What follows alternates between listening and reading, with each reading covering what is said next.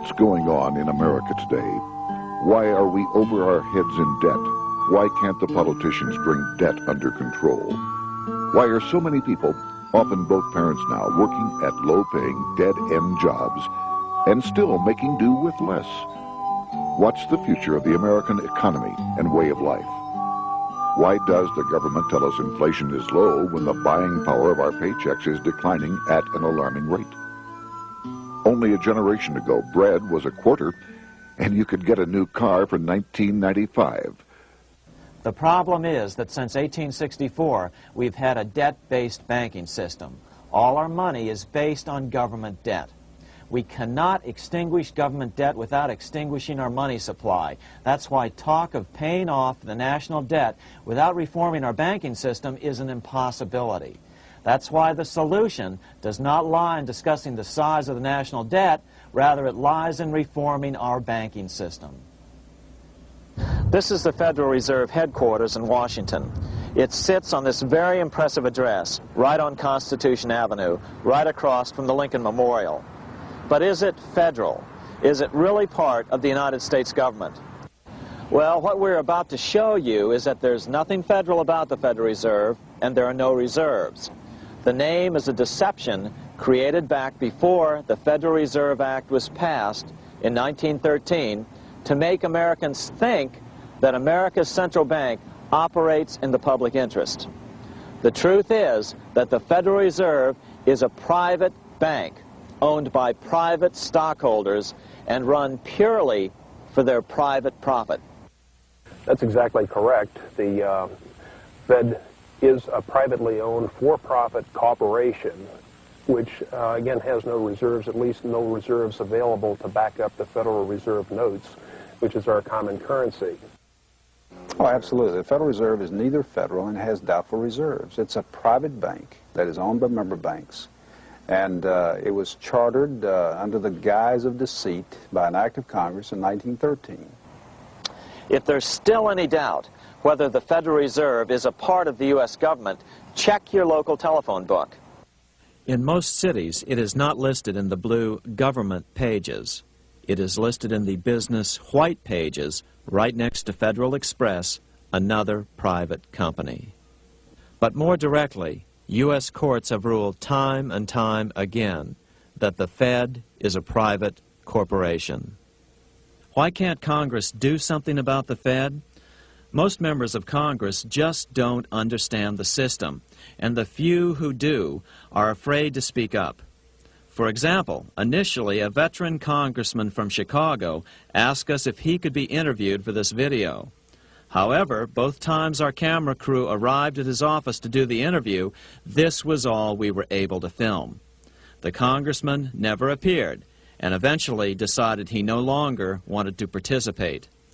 But a few others in Congress have been bolder over the years. Here are three quick examples. In 1923, Representative Charles A. Lindbergh, a Republican from Minnesota, and father of the famed aviator Lucky Lindy, put it this way: the financial system has been turned over to the Federal Reserve Board. That board administers the finance system by authority of a purely profiteering group. The system is private, conducted for the sole purpose of obtaining the greatest possible profits from the use of other people's money. One of the most outspoken critics in Congress of the Fed was the former chairman of the House Banking and Currency Committee during the Great Depression years. Lewis T. McFadden, Republican of Pennsylvania, said in 1932, "We have in this country one of the most corrupt institutions the world has ever known. I refer to the Federal Reserve Board. This evil institution has impoverished the people of the United States and has practically bankrupted our government. It has done this through the corrupt practices of the moneyed vultures who control it." Senator Barry Goldwater was a frequent critic of the Fed. Most Americans have no real understanding of the operation of the international moneylenders. The accounts of the Federal Reserve System have never been audited. It operates outside the control of Congress and manipulates the credit of the United States. The Federal Reserve really, even though it is not part of the federal government, It is more powerful than the federal government. It's more powerful than the president, the Congress, and the courts. Now, a lot of people challenge me on that, but let me prove my case. The Federal Reserve determines what the average person's car payment is going to be, what their house payment is going to be, and whether they have a job or not. And I submit to you that that's total control. And the Federal Reserve is the largest single creditor of the United States government. What does Proverbs tell us? The borrower is servant to the lender. What one has to understand is that from the day the Constitution was adopted right up to today, the folks who profit from privately owned central banks, as Madison called them, the money changers, have fought a running battle for control over who gets to print America's money. Why is who prints the money so important?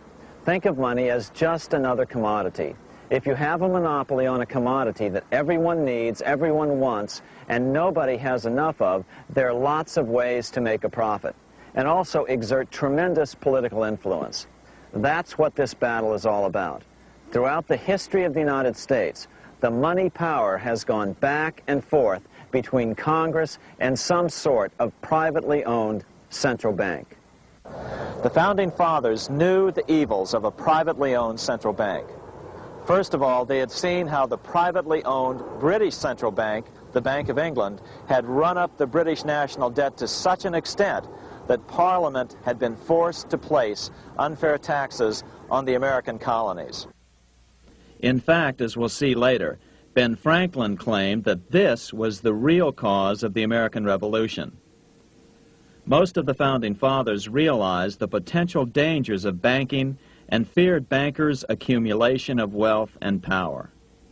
Jefferson put it this way: I sincerely believe that banking institutions are more dangerous to our liberties than standing armies. The issuing power should be taken from the banks and restored to the people to whom it properly belongs. That succinct statement of Jefferson is, in fact, the solution to all our economic problems today. It bears repeating. The issuing power should be taken from the banks and restored to the people to whom it properly belongs. James Madison, the main author of the Constitution, agreed. Interestingly, he called those behind the central bank scheme money changers.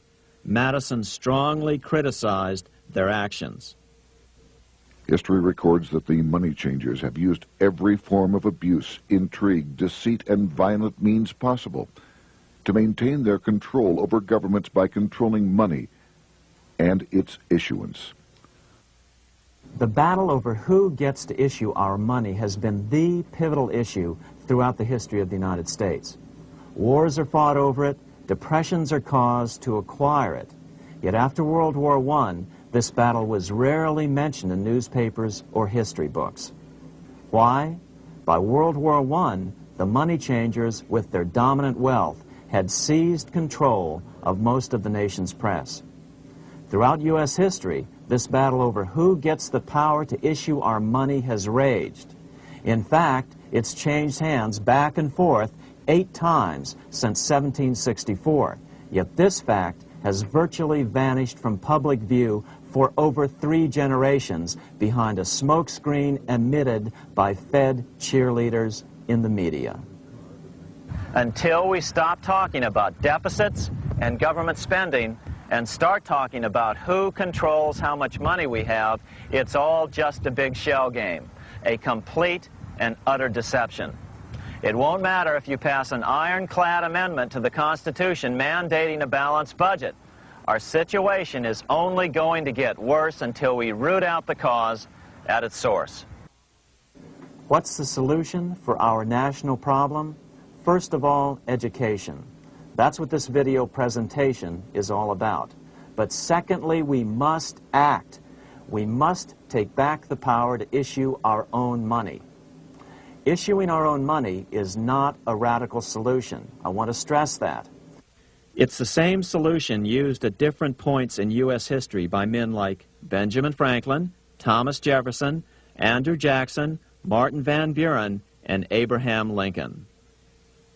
So, to sum it up, in 1913, Congress gave an independent central bank deceptively named the Federal Reserve, a monopoly over issuing America's money. And the debt generated by this quasi-private corporation is what is killing the American economy. Though the Federal Reserve is now the most powerful central bank in the world, it was not the first. So where did this idea come from? To really understand the magnitude of the problem, we have to travel back to Europe. Just who are these money changers James Madison spoke of? In the Bible, 2,000 years ago, Jesus drove the money changers from the temple. It was the only time Jesus used force during his ministry. What were money changers doing in the temple? When Jews came to Jerusalem to pay their temple tax, they could only pay it with a special coin, the half shekel of the sanctuary. This was a half ounce of pure silver about this size. It was the only coin around at that time which was pure silver and of assured weight without the image of a pagan emperor. Therefore, to Jews, the half shekel was the only coin acceptable to God. But these coins were not plentiful. The money changers had cornered the market on them. Then they raised the price, just like any other commodity, to whatever the market would bear. In other words, money changers were making exorbitant profits because they held a virtual monopoly on money. The Jews had to pay whatever they demanded. To Jesus, this totally violated the sanctity of God's house.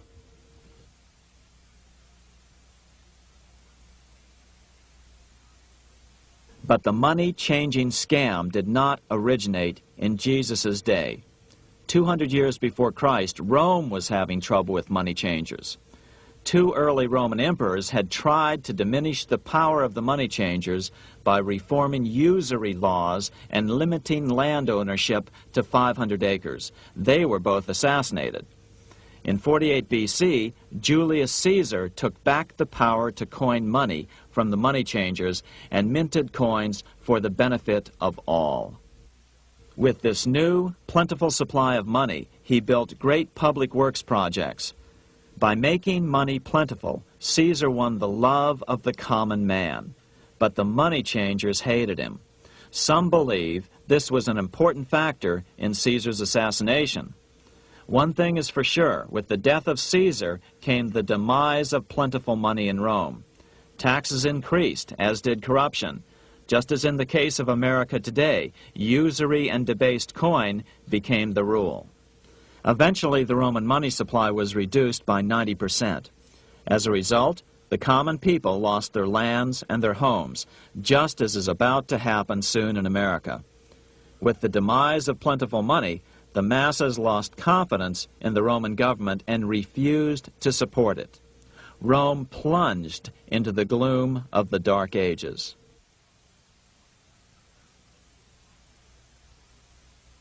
A 1,000 years after the death of Christ, money changers, those who loan out and manipulate the quantity of money, were active in medieval England.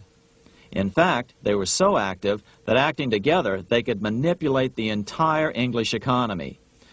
These were not bankers per se. The money changers generally were the goldsmiths. They were the first bankers because they started keeping other people's gold for safekeeping in their vaults. The first paper money was merely a receipt for gold left at the goldsmith. Paper money caught on because it was more convenient than carrying around a lot of heavy gold and silver coins. Eventually, goldsmiths noticed that only a small fraction of the depositors ever came in and demanded their gold at any one time. Goldsmiths started cheating on the system. They discovered that they could print more money than they had gold, and usually no one would be the wiser. Then they could loan out this extra money and collect interest on it. This was the birth of fractional reserve banking.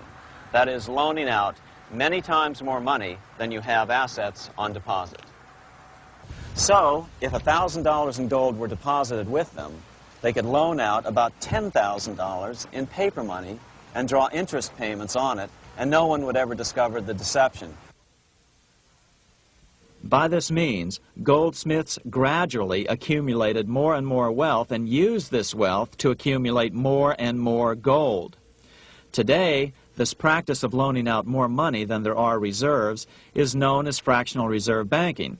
Every bank in the United States is allowed to loan out at least 10 times more money than they actually have.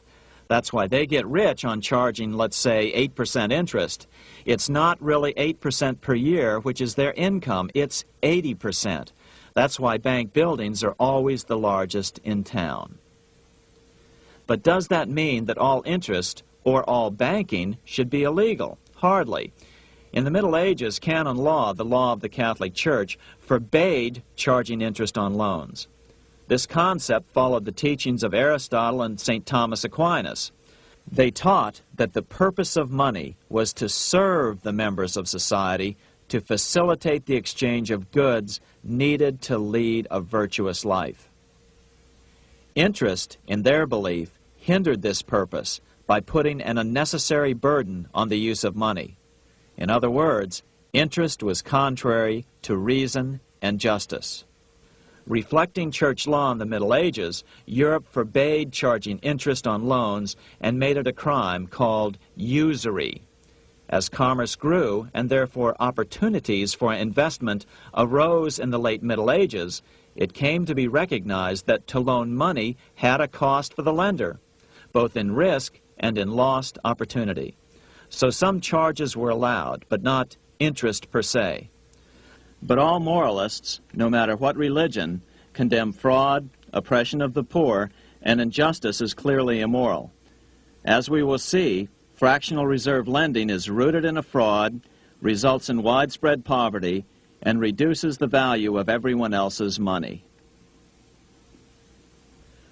The ancient goldsmiths discovered that extra profits could be made by rowing the economy between easy money and tight money. When they made money easier to borrow, then the amount of money in circulation expanded. Money was plentiful. People took out more loans to expand their businesses. But then the money changers would tighten the money supply. They would make loans more difficult to get. What would happen? Just what happens today. A certain percentage of people could not repay their previous loans and could not take out new loans to repay the old ones. Therefore, they went bankrupt and had to sell their assets to the goldsmiths for pennies on the dollar. The same thing is still going on today. Only today, we call this rowing of the economy up and down the business cycle.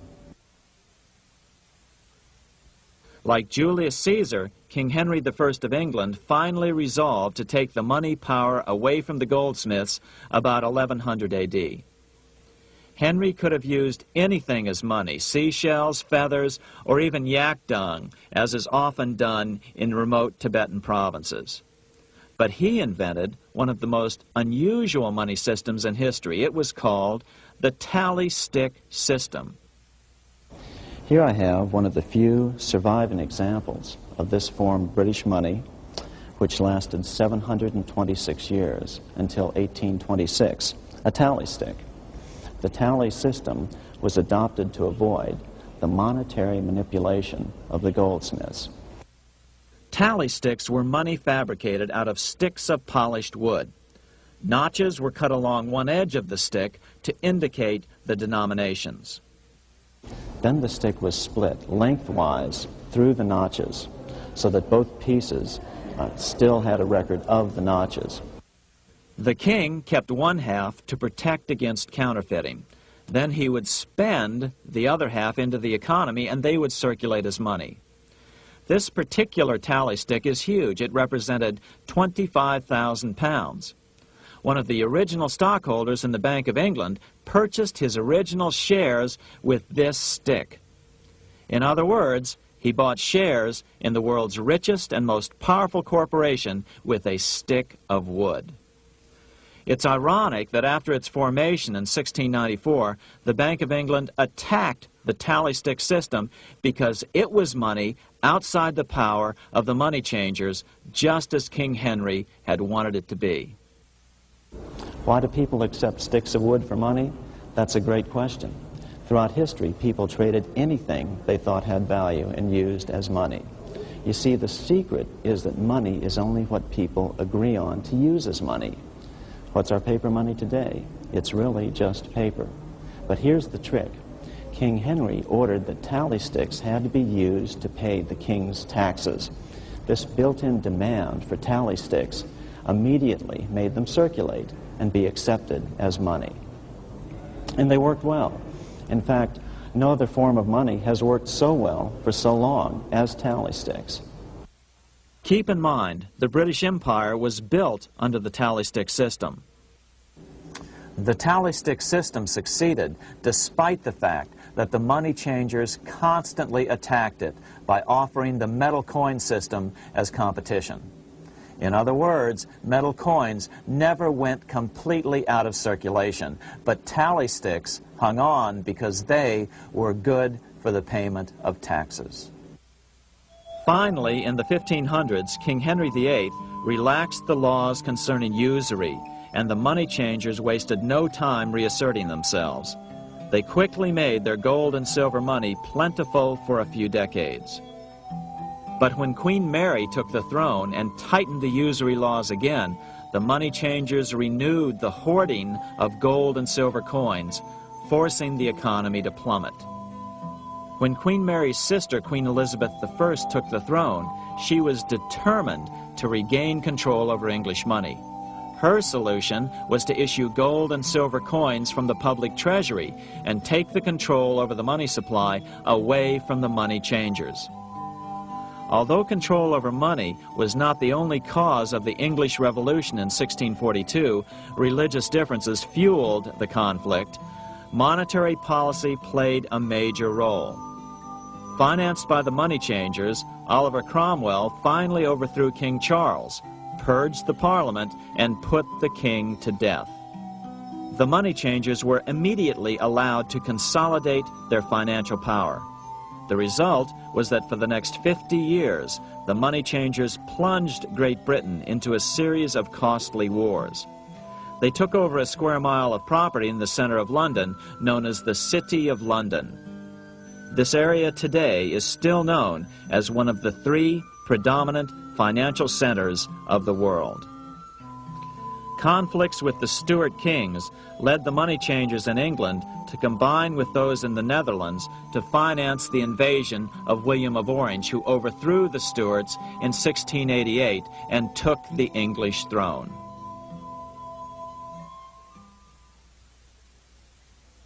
By the end of the 1600s, England was in financial ruin. 50 years of more or less continuous wars with France and Holland had exhausted her. Frantic government officials met with the money changers to beg for the loans necessary to pursue their political purposes. The price was high. A government-sanctioned, privately owned bank which could issue money created out of nothing. It was to be the modern world's first privately owned central bank, the Bank of England. Although it was deceptively called the Bank of England to make the general population think it was part of the government, it was not. Like any other private corporation, the Bank of England sold shares to get started. The investors, whose names were never revealed, were supposed to put up £1.25 million British pounds in gold coin to buy their shares in the bank, but only £750,000 was ever received. Despite that, the bank was duly chartered in 1694 and started out in the business of loaning out several times the money it supposedly had in reserves, all at interest. In exchange, the new bank would loan British politicians as much of the new currency as they wanted, as long as they secured the debt by direct taxation of the British people. So, legalization of the Bank of England amounted to nothing less than legal counterfeiting of a national currency for private gain. Unfortunately, nearly every nation now has a privately controlled central bank using the Bank of England as the basic model. Such is the power of these central banks that they soon take total control over a nation's economy. It soon amounts to nothing but a plutocracy, rule by the rich. It would be like putting control of the army in the hands of the mafia. The danger of tyranny would be extreme. Yes, we need central banks. No, we do not need them in private hands. The central bank scam is really a hidden tax. The nation sells bonds to the central bank to pay for things it does not have the political will to raise taxes to pay for. But the bonds are purchased with money the central bank creates out of nothing. More money in circulation makes your money worth less. The government gets as much money as it needs, and the people pay for it in inflation. The beauty of the plan is that not one person in 1,000 can figure it out because it's usually hidden behind complex-sounding economics gibberish. With the formation of the Bank of England, the nation was soon awash in money. Prices throughout the country doubled. Massive loans were granted for just about any wild scheme. One venture proposed to drain the Red Sea to recover gold supposedly lost when the Egyptian army drowned pursuing Moses and the Israelites. By 1698, government debt grew from the initial £1.25 million to £16 million. Naturally, taxes were increased and then increased again to pay for all of this. With the British money supply firmly in their grip, the British economy began a wild roller coaster series of booms and depressions, exactly the sort of thing a central bank claims it is determined to prevent. There are two things which I think are intrinsic not just to the Bank of England but to central banking generally. The first is an involvement in the formulation of monetary policy with the specific objective of achieving monetary stability. However, since the Bank of England took control, the British pound has rarely been stable. Now let's take a look at the role of the Rothschild family, the family said to be the wealthiest in the world.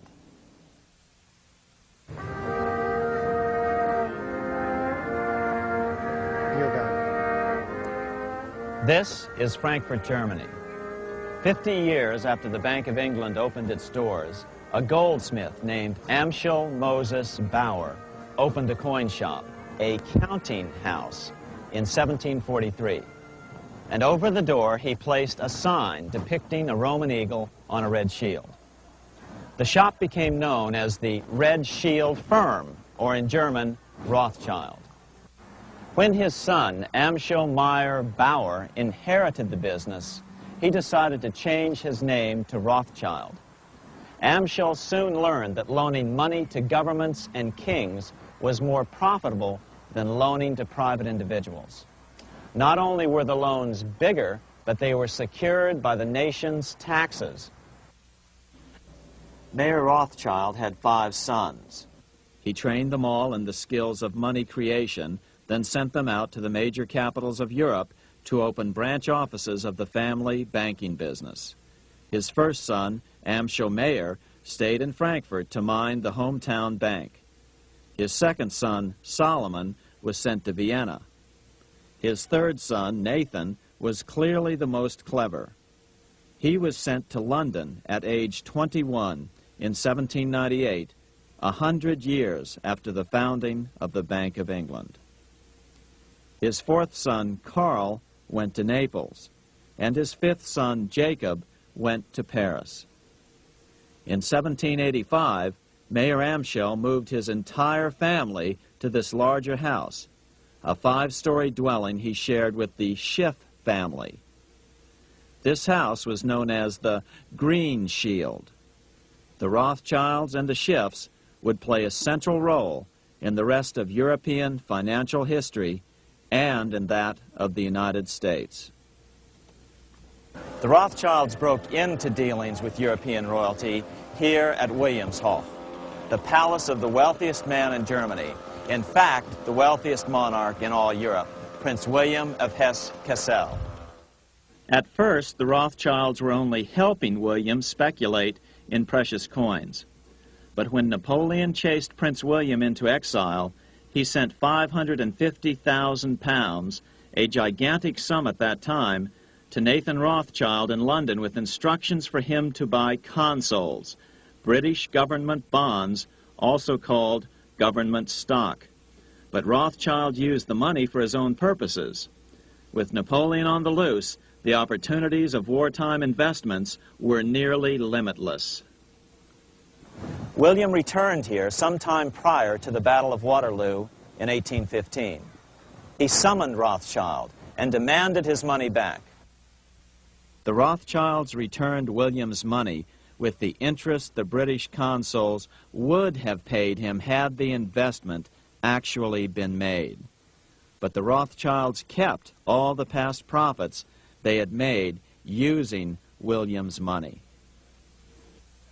Nathan Rothschild later bragged that in the 17 years he'd been in England, he'd increased his original £20,000 stake given to him by his father by 2,500 times. By cooperating within the family, the Rothschilds soon grew unbelievably wealthy. By the mid-1800s, they dominated all European banking and were certainly the wealthiest family in the world. They financed Cecil Rhodes, making it possible for him to establish a monopoly over the diamond and gold fields of South Africa. In America, they financed the Harrimans and railroads, the Vanderbilts in railroads and the press, and Carnegie in the steel industry, among many others. In fact, during World War I, J.P. Morgan was thought to be the richest man in America. But after his death, it was discovered that he was actually only a lieutenant of the Rothschilds. Once Morgan's will was made public, it was discovered that he owned only 19% of J.P. Morgan companies. By 1850, James Rothschild, the heir of the French branch of the family, was said to be worth 600 million French francs, 150 million more than all the other bankers in France put together. He built this mansion called Ferrier, just east of Paris. Wilhelm I, on seeing it, exclaimed, "Kings couldn't afford this. It could only belong to a Rothschild." Another 19th century French commentator put it this way: "There is but one power in Europe, and that is Rothschild." There is no evidence that their predominant standing in European or world finance has changed. Now let's take a look at the results the Bank of England had produced on the British economy and how that later was the root cause of the American Revolution.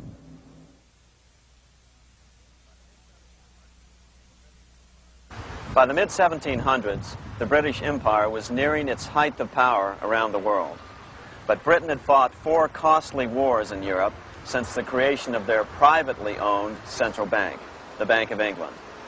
The cost had been high. To finance these wars, the British Parliament here had borrowed heavily from the bank. By the mid-1700s, the government's debt here in Britain was £140 million, a staggering sum for those days. Consequently, the British government embarked on a program of trying to raise revenues from their American colonies in order to make their interest payments to the bank. But in America, it was a different story. The scourge of a privately owned central bank had not yet hit. This is Independence Hall in Philadelphia, where the Declaration of Independence and Constitution were signed. In the mid-1700s, pre-revolutionary America was still relatively poor. There was a severe shortage of precious metal coins to trade for goods, so the early colonists were forced to experiment with printing their own homegrown paper money. Some of these experiments were successful. Franklin was a big supporter of the colonies printing their own paper money. In 1757, Franklin was sent to London. He ended up staying for the next 18 years here, nearly until the start of the American Revolution. During this period, the American colonies began to issue their own money. Called colonial scrip, the endeavor was very successful. It provided a reliable medium of exchange, and it also helped to provide a feeling of unity between the colonies. Remember, colonial scrip was just paper money, debt-free money, printed in the public interest, and not backed by gold or silver coin. In other words, it was a totally fiat currency. One day, officials of the Bank of England asked Franklin how he would account for the newfound prosperity of the colonies. Without hesitation, he replied, "That is simple. In the colonies, we issue our own money. It is called colonial scrip. We issue it in proper proportion to the demands of trade and industry to make the products pass easily from the producers to the consumers.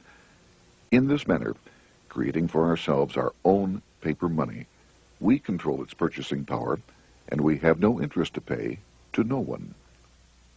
This was just common sense to Franklin, but you can imagine the impact it had on the Bank of England.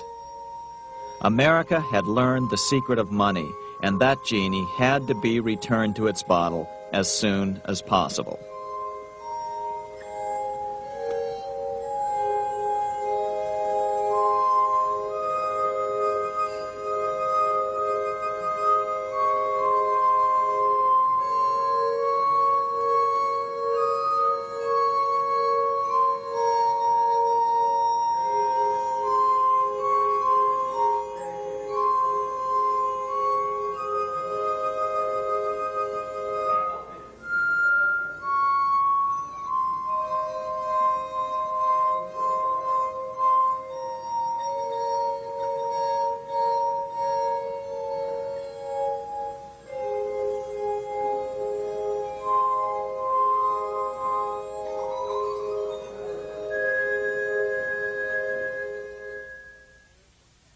As a result, Parliament hurriedly passed the Currency Act of 1764.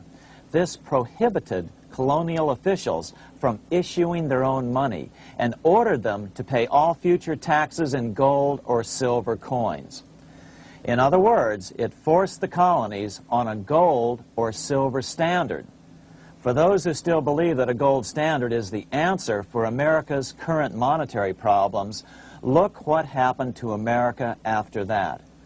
Writing in his autobiography, Franklin said, "In 1 year, the conditions were so reversed that the era of prosperity ended and a depression set in to such an extent that the streets of the colonies were filled with unemployed." Franklin claims that this was even the basic cause for the American Revolution. As Franklin put it in his autobiography, "The colonies would gladly have borne a little tax on tea and other matters had it not been that England took away from the colonies their money, which created unemployment and dissatisfaction. The inability of the colonists to get the power to issue their own money permanently out of the hands of George III and the international bankers was the prime reason for the Revolutionary War." By the time the first shots were fired in Lexington, Massachusetts, on April 19, 1775, the colonies had been drained of gold and silver coin by British taxation. As a result, the Continental government had no choice but to print money to finance the war. At the start of the Revolution, the U.S. money supply stood at $12 million. By the end of the war, it was nearly $500 million. As a result, the currency was virtually worthless. Shoes sold for $5,000 a pair. Colonial scrip had worked because just enough was issued to facilitate trade. As George Washington lamented, "A wagon load of money will scarcely purchase a wagon load of provisions." Today, those who support a gold-backed currency point to this period during the Revolution to demonstrate the evils of a fiat currency. But remember, the same currency had worked so well 20 years earlier during times of peace that the Bank of England had Parliament outlaw it. Towards the end of the Revolution, the Continental Congress, meeting here at Independence Hall, grew desperate for money. In 1781, they allowed Robert Morris, their financial superintendent, to open a privately owned central bank. Incidentally, Morris was a wealthy man who had grown wealthier during the Revolution by trading in war materials. Called the Bank of North America, the new bank was closely modeled after the Bank of England. It was allowed to practice fractional reserve banking. That is, it could lend out money it didn't have, then charge interest on it. If you or I were to do that, we would be charged with fraud, a felony. The bank's charter called for private investors to put up $400,000 worth of initial capital. But when Morris was unable to raise the money, he brazenly used his political influence to have gold deposited in the bank, which had been loaned to America by France. He then loaned this money to himself and his friends to reinvest in shares of the bank. And, like the Bank of England, the bank was given a monopoly over the national currency. Soon the dangers became clear. The value of American currency continued to plummet. So, 4 years later, in 1785, the bank's charter was not renewed. The leader of the effort to kill the bank, William Findley of Pennsylvania, explained the problem this way, quote, "This institution, having no principle but that of avarice, will never be varied in its object, to engross all the wealth, power, and influence of the state." The men behind the Bank of North America, Alexander Hamilton, Robert Morris, and the bank's president, Thomas Whiling, did not give up. Only 6 years later, Hamilton, then Secretary of the Treasury, and his mentor, Morris, rammed a new privately owned central bank through the new Congress. Called the first bank of the United States, Thomas Whiling again served as the bank's president. The players were the same, only the name of the bank was changed.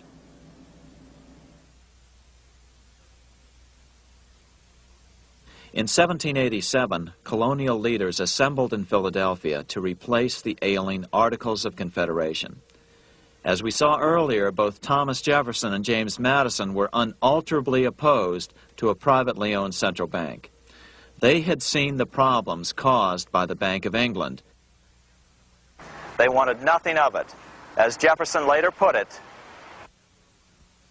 "If the American people ever allow private banks to control the issue of their currency, first by inflation, then by deflation, the banks and the corporations which grow up around them will deprive the people of all property until their children wake up homeless on the continent their fathers conquered." during the debate over the future monetary system, another one of the founding fathers, Gouverneur Morris, castigated the motivations of the owners of the Bank of North America. Gouverneur Morris headed the committee that wrote the final draft of the Constitution. Morris knew the motivations of the bank well.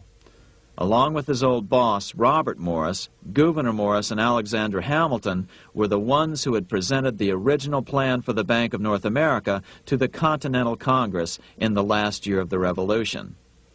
In a letter he wrote to James Madison on July 2nd, 1787, Gouverneur Morris revealed what was really going on.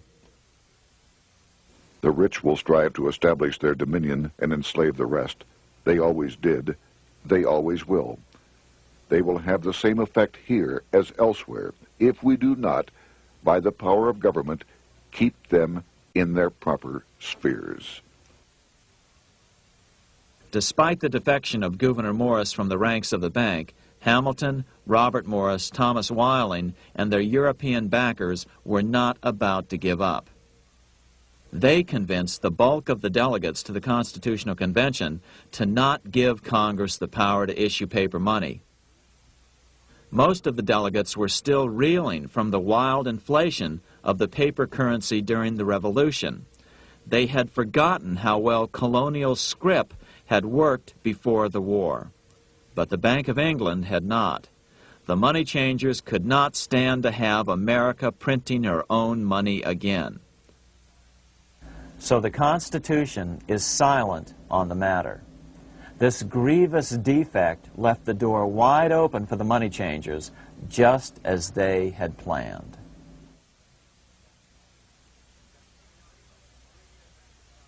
In 1790, less than 3 years after the Constitution had been signed, the money changers struck again. The newly appointed first Secretary of the Treasury, Alexander Hamilton, proposed a bill to the Congress calling for a new, privately owned central bank. Coincidentally, that was the very year that Amschel Rothschild made his pronouncement from his flagship bank in Frankfurt. Let me issue and control a nation's money, and I care not who writes the laws. Alexander Hamilton was a tool of the international bankers, and he wanted to create the U.S. Bank, the BUS, or the Bank of the United States, and did so. Interestingly, one of Hamilton's first jobs after graduating from law school in 1782 was as an aide to Robert Morris, the head of the Bank of North America. In fact, the year before, Hamilton had written Morris a letter saying, "A national debt, if it is not excessive, will be to us a national blessing." A blessing to whom? After a year of intense debate, in 1791, Congress passed the bill and gave it a 20-year charter. The new bank was to be called the First Bank of the United States, or BUS. Here we are in front of the First Bank of the United States in Philadelphia. The bank was given a monopoly on printing U.S. currency, even though 80% of its stock would be held by private investors. The other 20% would be purchased by the U.S. government.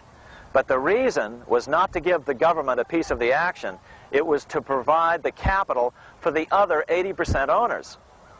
As with the old Bank of North America and the Bank of England before that, the stockholders never paid the full amount for their shares.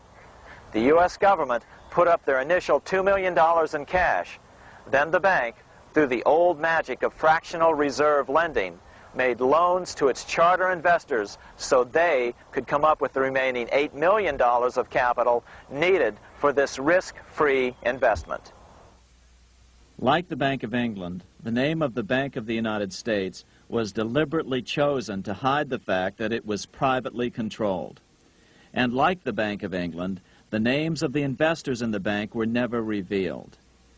Many years later, it was a common saying that the Rothschilds were the power behind the old Bank of the United States. The bank was sold to Congress as a way to bring stability to the banking system and eliminate inflation. So what happened? Over the first 5 years, the U.S. government borrowed $8.2 million from the Bank of the United States. In the same 5-year period, prices rose by 72%. Jefferson, as the new Secretary of State, watched the borrowing with sadness and frustration, unable to stop it. I wish it were possible to obtain a single amendment to our Constitution, taking from the federal government the power of borrowing. Millions of Americans feel the same way today. They watch in helpless frustration as the federal government borrows the American economy into oblivion. So, although it was called the First Bank of the United States, it was not the first attempt at a privately owned central bank in this country.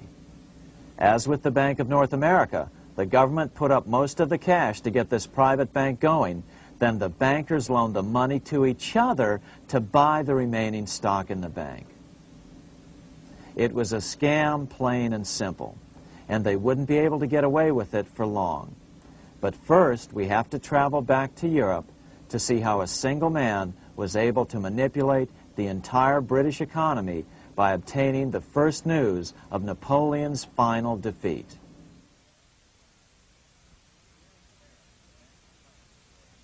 Here in Paris, the Bank of France was organized in 1800, just like the Bank of England. But Napoleon decided France had to break free of debt, and he never trusted the Bank of France. He declared that when a government is dependent upon bankers for money, the bankers, not the leaders of the government, are in control. The hand that gives is above the hand that takes. Money has no motherland. Financiers are without patriotism and without decency. Their sole object is gain. Back in America, unexpected help was about to arrive. In 1800, Thomas Jefferson narrowly defeated John Adams to become the third president of the United States. By 1803, Jefferson and Napoleon had struck a deal. The U.S. would give Napoleon $3 million in gold in exchange for a huge chunk of territory west of the Mississippi River, the Louisiana Purchase. With that $3 million, Napoleon quickly forged an army and set off across Europe, conquering everything in his path. But the Bank of England quickly rose to oppose him. They financed every nation in his path, reaping the enormous profits of war. Prussia, Austria, and finally Russia all went heavily into debt in a futile attempt to stop Napoleon. 4 years later, with the main French army in Russia, 30-year-old Nathan Rothschild, the head of the London office of the Rothschild family, personally took charge of a bold plan to smuggle a much-needed shipment of gold right through France to finance an attack by the Duke of Wellington from Spain. Nathan later bragged at a dinner party in London that it was the best business he'd ever done. Little did he know that he would do much better business in the near future. Wellington's attacks from the south and other defeats eventually forced Napoleon to abdicate, and Louis XVIII was crowned king. Napoleon was exiled to Elba, a tiny island off the coast of Italy, supposedly exiled from France forever. While Napoleon was in exile on Elba, temporarily defeated by England with the financial help of the Rothschilds, America was trying to break free of its central bank as well.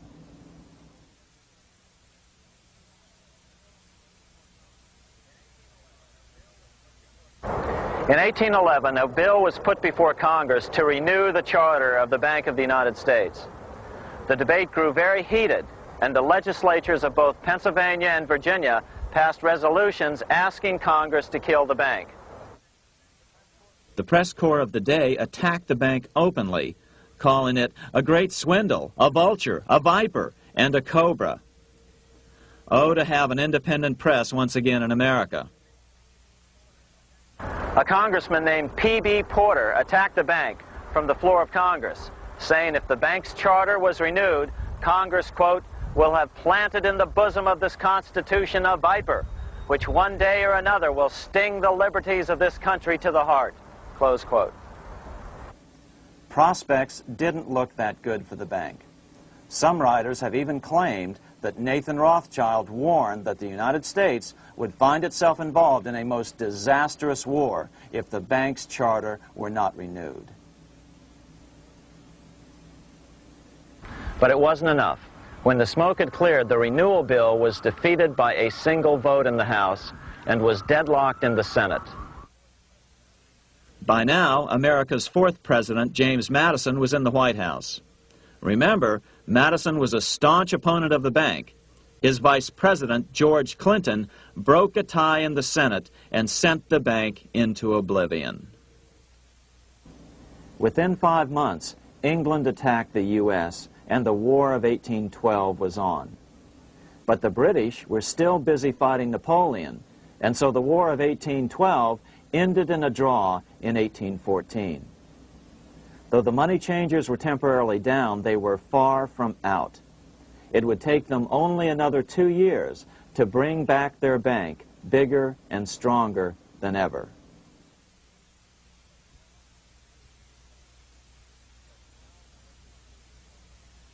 But now let's return to Napoleon, because nothing else in history more aptly demonstrates the ingenuity of the Rothschild family than their control of the British stock market after Waterloo. In 1815, a year after the end of the War of 1812 in America, Napoleon escaped his exile and returned to Paris. French troops were sent out to capture him, but such was his charisma that the soldiers rallied around their old leader and hailed him as their emperor once again. In March of 1815, Napoleon equipped an army which Britain's Duke of Wellington defeated less than 90 days later at Waterloo. Some writers claim Napoleon borrowed £5 million from the Bank of England to rearm, but it appears these funds actually came from the Ouvard banking house in Paris. Nevertheless, from about this point on, it was not unusual for privately controlled central banks to finance both sides in a war. Why would a central bank finance opposing sides in a war? Because war is the biggest debt generator of them all. A nation will borrow any amount for victory. The ultimate loser is loaned just enough to hold out the vain hope of victory, and the ultimate winner is given enough to win. Besides, such loans are usually conditioned upon the guarantee that the victor will honor the debts of the vanquished.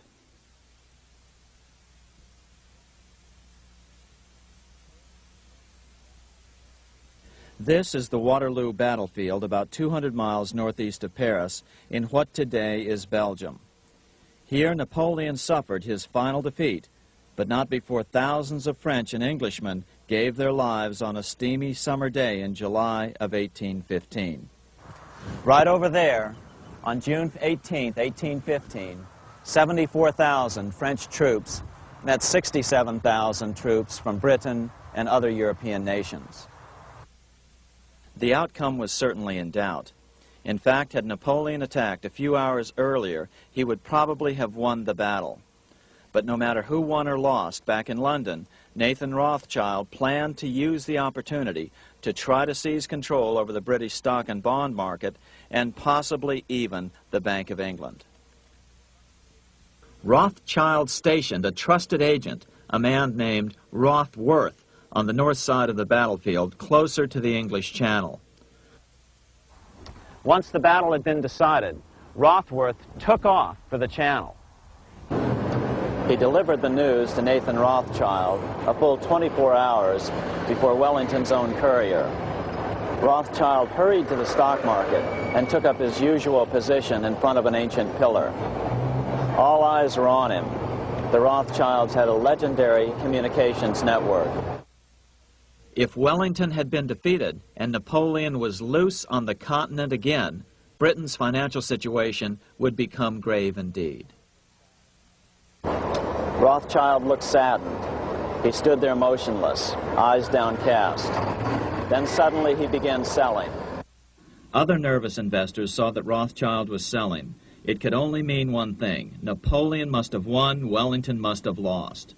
The market plummeted. Soon everyone was selling their consols, their British government bonds, and prices dropped sharply. But then Rothschild started secretly buying up the consols through his agents for only a fraction of their worth hours before. Myths, legends, you say? 100 years later, the New York Times ran a story which said that Nathan's grandson had attempted to secure a court order to suppress a book with this stock market story in it. The Rothschild family claimed the story was untrue and libelous, but the court denied the Rothschilds' request and ordered the family to pay all court costs.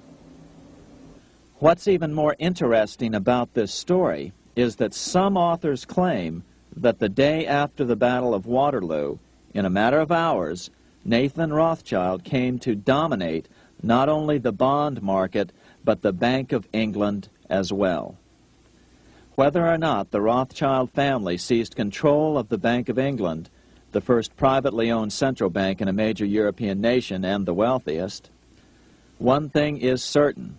By the mid-1800s, the Rothschilds were the richest family in the world, bar none. They dominated the new government bond markets and branched into other banks and industrial concerns.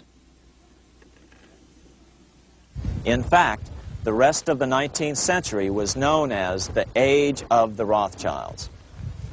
Despite this overwhelming wealth, the family has generally cultivated an aura of invisibility. Although the family controls scores of industrial, commercial, mining, and tourist corporations, only a handful bear the Rothschild name. By the end of the 19th century, one expert estimated that the Rothschild family controlled half the wealth of the world. Whatever the extent of their vast wealth, it is reasonable to assume that their percentage of the world's wealth has increased since then. But since the turn of the century, the Rothschilds have cultivated the notion that their power has somehow waned even as their wealth increases.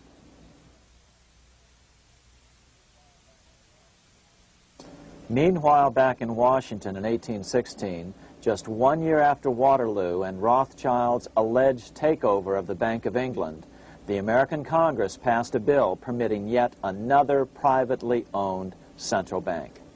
This bank was called the Second Bank of the United States. The new bank's charter was a copy of the previous banks.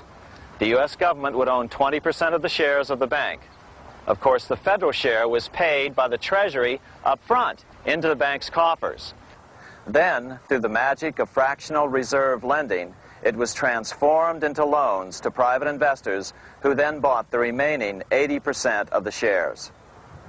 Just as before, the primary stockholders remained a secret. But it is known that the largest block of shares, about 1/3 of the total, were sold to foreigners. As one observer put it, it is certainly no exaggeration to say that the Second Bank of the United States was rooted as deeply in Britain as it was in America. So, by 1816, some authors claim the Rothschilds had taken control over the Bank of England and backed a new, privately owned central bank in America as well.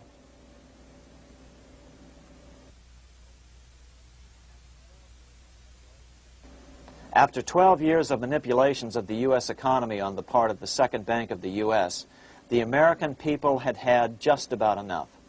Opponents of the bank nominated a dignified senator from Tennessee, Andrew Jackson, the hero of the Battle of New Orleans, to run for president. This is his home, the Hermitage.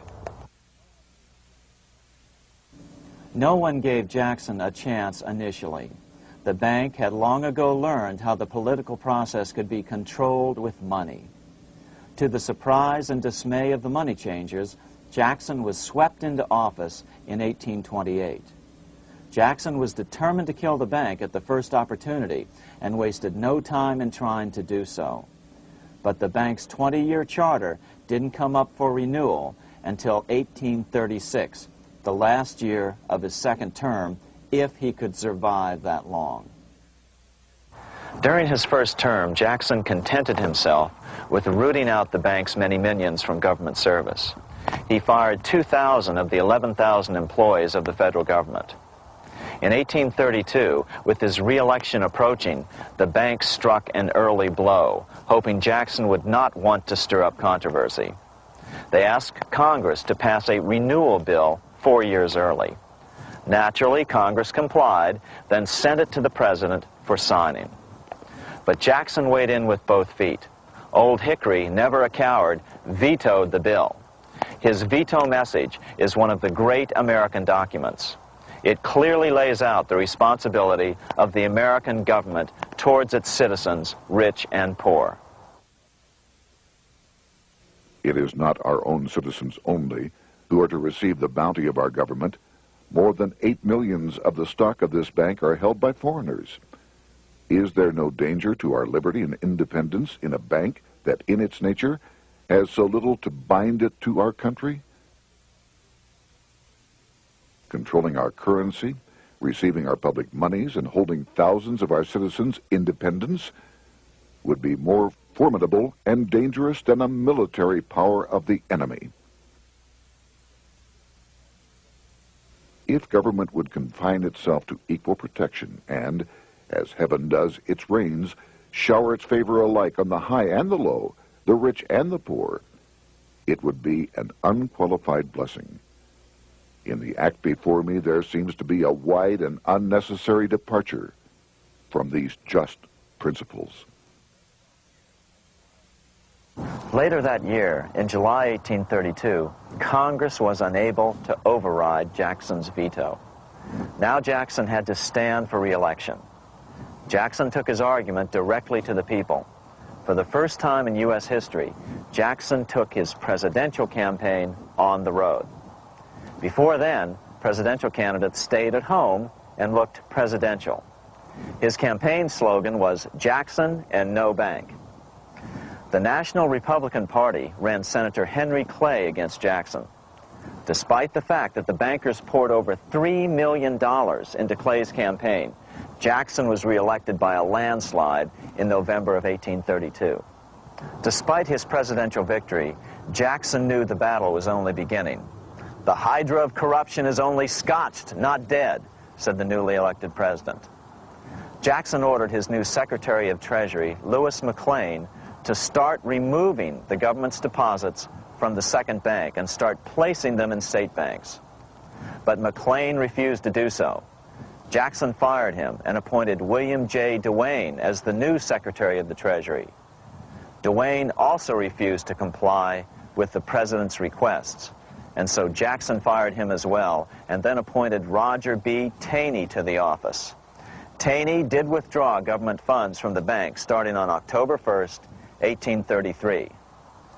Jackson was jubilant. "I have it chained. I'm ready with screws to draw every tooth and then the stumps." But the bank was not yet done fighting.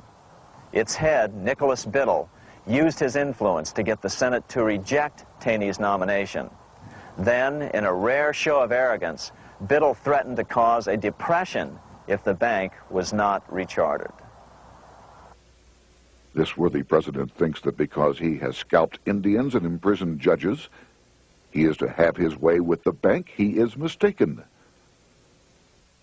Next, in an unbelievable fit of honesty for a central banker, Biddle admitted that the bank was going to make money scarce to force Congress to restore the bank. Nothing but widespread suffering will produce any effect on Congress. Our only safety is in pursuing a steady course of firm restriction, and I have no doubt that such a course will ultimately lead to restoration of the currency and the recharter of the bank. What a stunning revelation. Here was the pure truth, revealed with shocking clarity. Biddle intended to use the money contraction power of the bank to cause a massive depression until America gave in. Unfortunately, this has happened time and time again throughout U.S. history and is about to happen again in today's world. Nicholas Biddle made good on his threat. The bank sharply contracted the money supply by calling in old loans and refusing to extend new ones. A financial panic ensued, followed by a deep depression. Naturally, Biddle blamed Jackson for the crash, saying that it was caused by the withdrawal of federal funds from the bank. Unfortunately, his plan worked well. Wages and prices sagged. Unemployment soared along with business bankruptcies. The nation quickly went into an uproar. Newspaper editors blasted Jackson in editorials.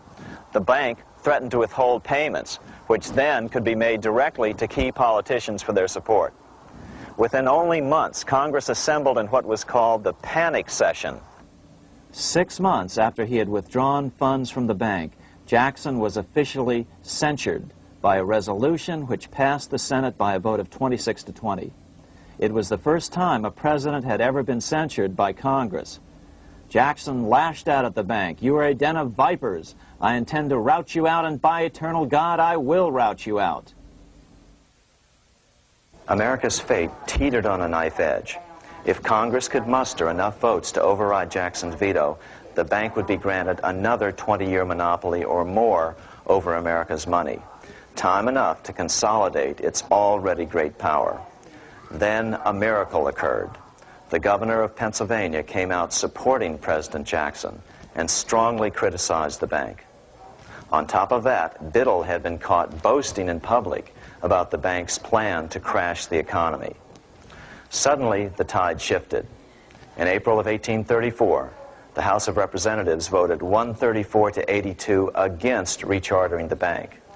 This was followed up by an even more lopsided vote to establish a special committee to investigate whether the bank had caused the crash.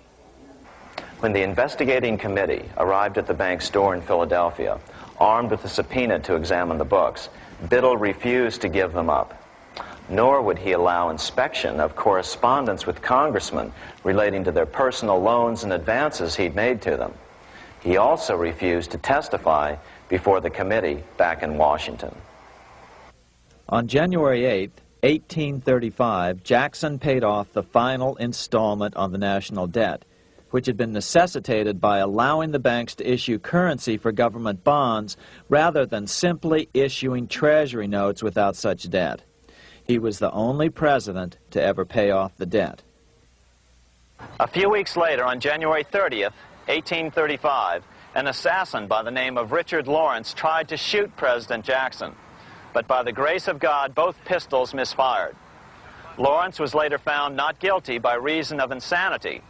After his release, he bragged to friends that powerful people in Europe had put him up to the task and promised to protect him if he were caught. The following year, when its charter ran out, the Second Bank of the United States ceased functioning as the nation's central bank. Biddle was later arrested and charged with fraud. He was tried and acquitted, but died shortly thereafter while still tied up in civil suits. After his second term as president, Jackson retired here to the Hermitage outside of Nashville to live out his life. He is still remembered here for his determination to kill the bank. In fact, he killed it so well that it took the money changers 77 years to undo the damage. When asked what his most important accomplishment had been, Jackson replied, "I killed the bank."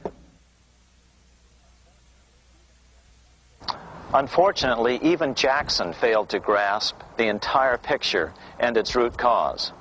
Although Jackson had killed the central bank, the most insidious weapon of the money changers, fractional reserve banking, remained in use by the numerous state-chartered banks. This fueled economic instability in the years before the Civil War. Still, the central bankers were out, and as a result, America thrived as it expanded westward. During this time, the principal money changers struggled to regain their lost centralized power, but to no avail. Then, finally, they reverted to the old central bankers' formula: war to create debt and dependency. If they couldn't get their central bank any other way, America could be brought to its knees by plunging it into a civil war, just as they had done in 1812 after the first Bank of the United States was not rechartered. 1 month after the inauguration of Abraham Lincoln, the first shots of the American Civil War were fired here at Fort Sumter, South Carolina, on April 12, 1861. Certainly slavery was a cause for the Civil War, but not the primary cause. Lincoln knew that the economy of the South depended upon slavery, and so before the Civil War, he had no intention of eliminating it. Lincoln had put it this way in his inaugural address only 1 month earlier. I have no purpose, directly or indirectly, to interfere with the institution of slavery in the states where it now exists. I believe I have no lawful right to do so, and I have no inclination to do so. Even after the first shots were fired here at Fort Sumter, Lincoln continued to insist that the Civil War was not about the issue of slavery. My paramount objective is to save the Union, and it is not either to save or destroy slavery. If I could save the Union without freeing any slave, I would do it. So what was the Civil War all about? There were many factors at play. Northern industrialists had used protective tariffs to prevent the southern states from buying cheaper European goods. Europe retaliated by stopping cotton imports from the South. The southern states were in a double financial bind. They were forced to pay more for most of the necessities of life, while their income from cotton exports plummeted. The South was angry. But there were other factors at work. The money changers were still stung by America's withdrawal from their control 25 years earlier. Since then, America's wildcat economy had made the nation rich, a bad example for the rest of the world. The central bankers now saw an opportunity to split the rich new nation, to divide and conquer by war. Was this just some sort of wild conspiracy theory at the time? Well, let's take a look at what a well-placed observer of the scene had to say at the time. His name was Otto von Bismarck, Chancellor of Germany, the man who united the German states a few years later. The division of the United States into federations of equal force was decided long before the Civil War by the high financial powers of Europe. These bankers were afraid that the United States, if they remained as one bloc and as one nation, would attain economic and financial independence which would upset their financial domination over the world. Within months after the first shots here at Fort Sumter, the central bankers loaned Napoleon III of France, the nephew of the Waterloo Napoleon, 210 million francs to seize Mexico and station troops along the southern border of the U.S., taking advantage of their war to violate the Monroe Doctrine and return Mexico to colonial rule. No matter what the outcome of the Civil War, a weakened America, heavily indebted to the money changers, would open up Central and South America once again to European colonization and domination. The very thing America's Monroe Doctrine had forbade in 1823. At the same time, Great Britain moved 11,000 troops into Canada and positioned them menacingly along America's northern border. The British fleet went to war alert should their quick intervention be called for. Lincoln knew he was in a double bind. That's why he agonized over the fate of the Union. There was a lot more to it than just differences between the North and the South.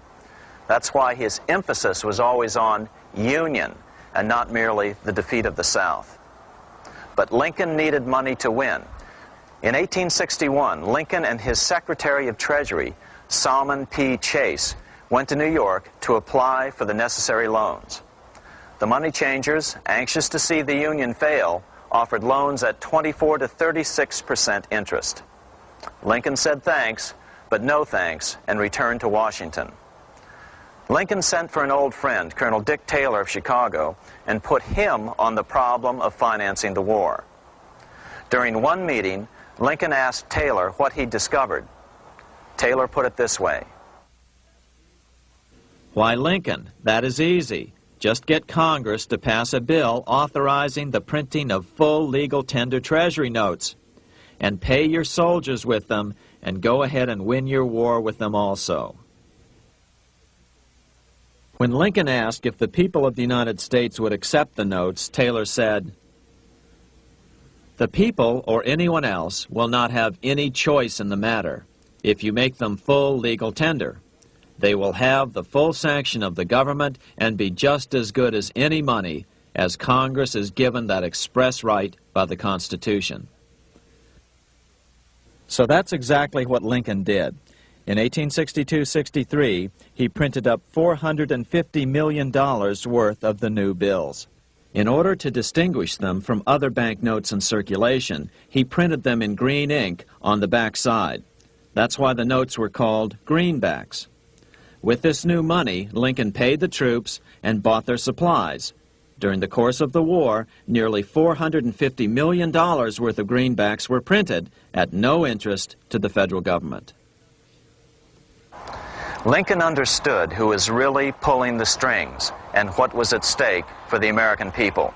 This is how he explained his rationale.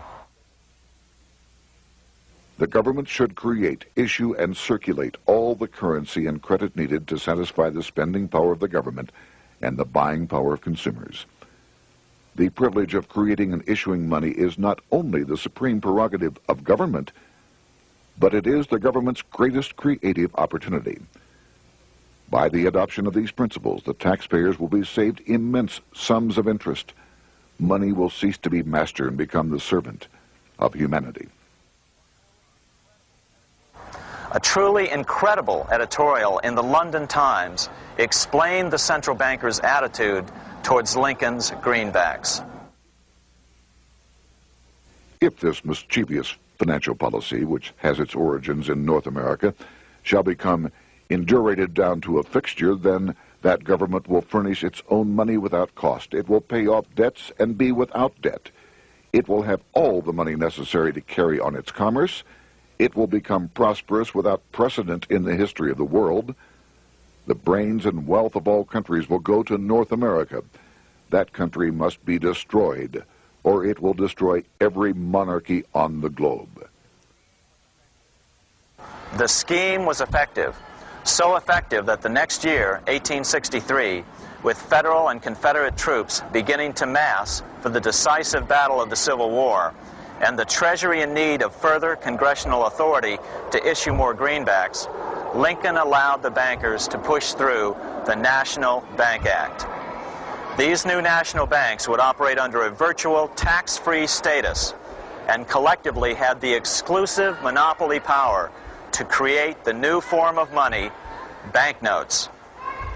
Though greenbacks continued to circulate, their numbers were not increased.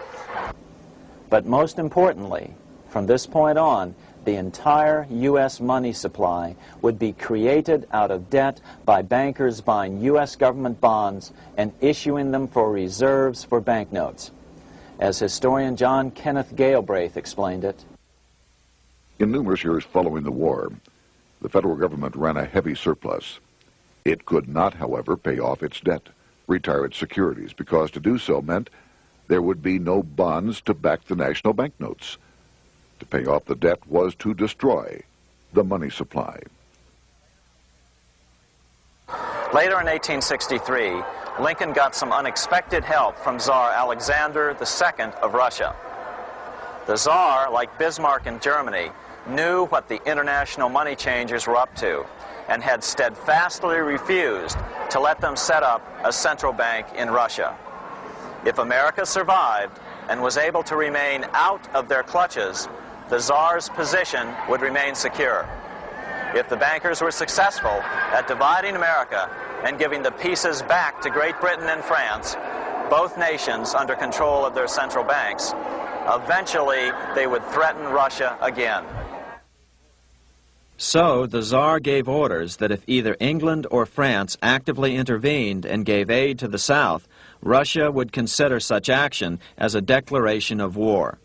He did the same with part of his Pacific Fleet and sent them to port in San Francisco. Lincoln was reelected the next year, 1864. Had he lived, he would surely have killed the national bank's money monopoly extracted from him during the war. On November 21st, 1864, he wrote a friend the following. The money power preys upon the nation in times of peace and conspires against it in times of adversity. It is more despotic than monarchy, more insolent than autocracy, more selfish than bureaucracy. Shortly before Lincoln was murdered, his former Secretary of Treasury, Salmon P. Chase, bemoaned his role in helping secure the passage of the National Banking Act only 1 year earlier. My agency in promoting the passage of the National Banking Act was the greatest financial mistake in my life. It has built up a monopoly which affects every interest in the country. On April 14, 1865, 41 days after his second inauguration and just 5 days after Lee surrendered to Grant at Appomattox, Lincoln was shot by John Wilkes Booth at Ford's Theater. Bismarck, Chancellor of Germany, lamented the death of Abraham Lincoln. The death of Lincoln was a disaster for Christendom. There was no man in the United States great enough to wear his boots. I fear that foreign bankers, with their craftiness and tortuous tricks, will entirely corrupt the exuberant riches of America and use it systematically to corrupt modern civilization.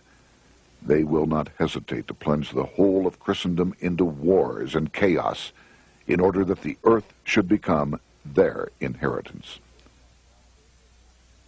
Bismarck well understood the money changers' plan. Allegations that international bankers were responsible for Lincoln's assassination surfaced in Canada 70 years later in 1934. Gerald G. McGeer, a popular and well-respected Canadian attorney, revealed this stunning charge in a 5-hour speech before the Canadian House of Commons, blasting Canada's debt-based money system. Remember, it was 1934, the height of the Great Depression, which was ravaging Canada as well.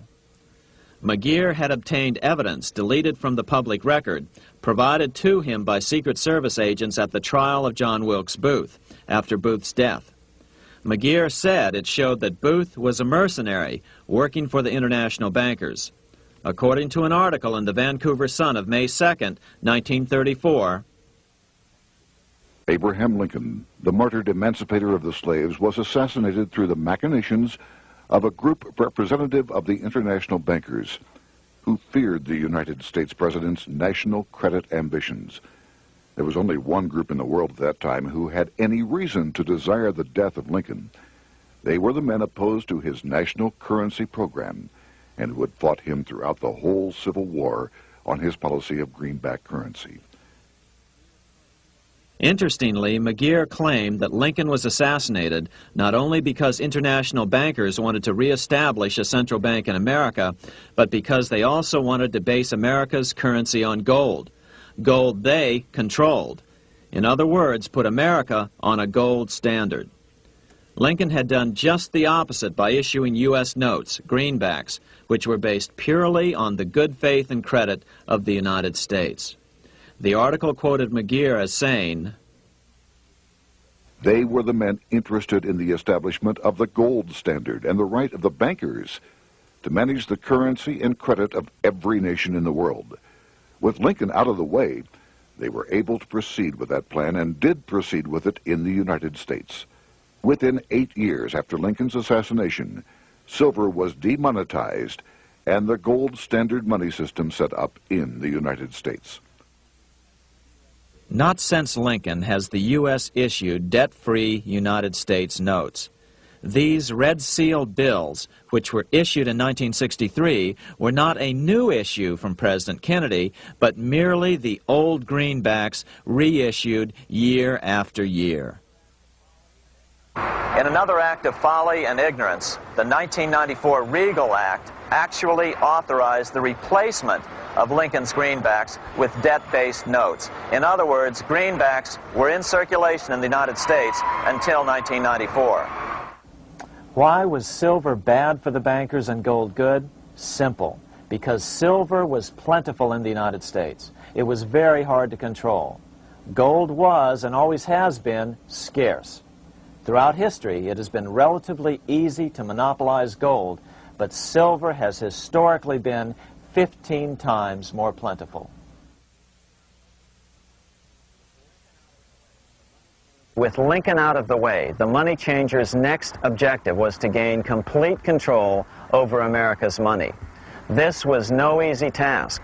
With the opening of the American West, silver had been discovered in huge quantities. On top of that, Lincoln's greenbacks were generally popular.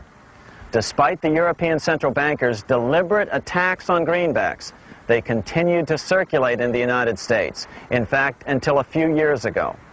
According to historian W. Cleon Skousen, right after the Civil War, there was considerable talk about reviving Lincoln's brief experiment with the constitutional monetary system. Had not the European Money Trust intervened, it would have no doubt become an established institution. it is clear that the concept of America printing her own debt-free money sent shockwaves throughout the European central banking elite. They watched with horror as Americans clamored for more greenbacks. They may have killed Lincoln, but support for his monetary ideas grew. On April 12, 1866, nearly 1 year to the day of Lincoln's assassination, Congress went to work at the bidding of the European central banking interests. It passed the Contraction Act, authorizing the Secretary of the Treasury to begin to retire some of the greenbacks in circulation and thereby contract the money supply. Authors Theodore R. Thorin and Richard F. Warner explained the results of the money contraction in their classic book on the subject, The Truth in Money Book. The hard times which occurred after the Civil War could have been avoided if the greenback legislation had continued as President Lincoln had intended. Instead, there were a series of money panics, what we call recessions, which put pressure on Congress to enact legislation to place the banking system under centralized control. Eventually, the Federal Reserve Act was passed on December 23, 1913.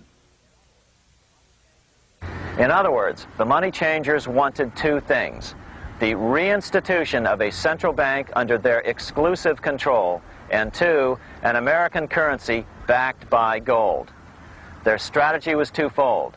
First of all, cause a series of panics to try to convince the American people that only centralized control of the money supply could provide economic stability. And secondly, remove so much money from the system that most Americans would be so desperately poor that they either wouldn't care or would be too weak to oppose the bankers. In 1866, there was $1.8 billion in currency in circulation in the United States, about $50.46 per capita. In 1867 alone, $500 million, $500 million, was removed from the U.S. money supply. 10 years later, in 1876, America's money supply was reduced to only $600 million. In other words, 2/3 of America's money had been called in by the bankers. Only $14.60 per capita remained in circulation.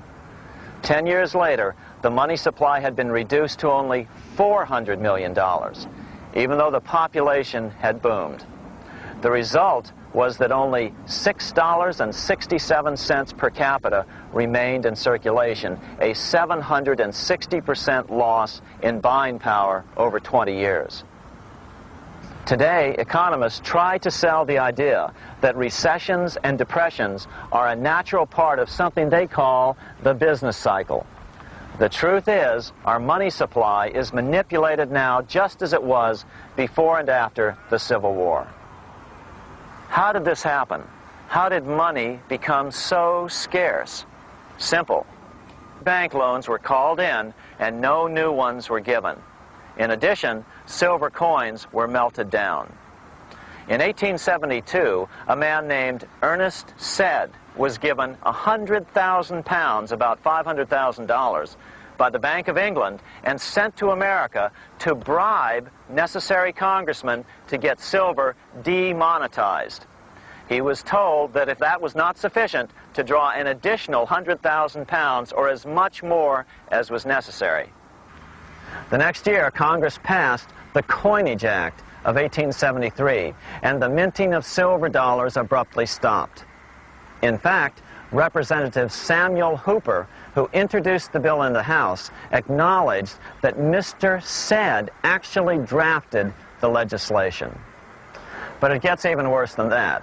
In 1874, Said himself admitted who was behind the scheme.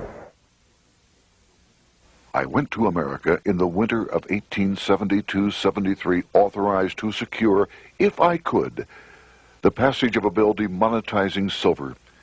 It was in the interest of those I represented, the governors of the Bank of England, to have it done.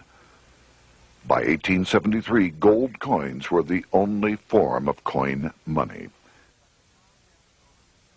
But the contest over control of America's money was not yet over. Only 3 years later, in 1876, with 1/3 of America's workforce unemployed, the population was growing restless. People were clamoring for a return to the greenback money system of President Lincoln, or a return to silver money, anything that would make money more plentiful. That year, Congress created the United States Silver Commission to study the problem. Their report clearly blamed the monetary contraction on the national bankers. The report is interesting because it compares the deliberate money contraction by the national bankers after the Civil War to the fall of the Roman Empire. The disaster of the Dark Ages was caused by decreasing money and falling prices. Without money, civilization could not have had a beginning, and with a diminishing supply, it must languish and, unless relieved, finally perish. At the Christian era, the metallic money of the Roman Empire amounted to $1,800,000,000. By the end of the 15th century, it had shrunk to less than $200 million. History records no other such disastrous transition as that from the Roman Empire to the Dark Ages.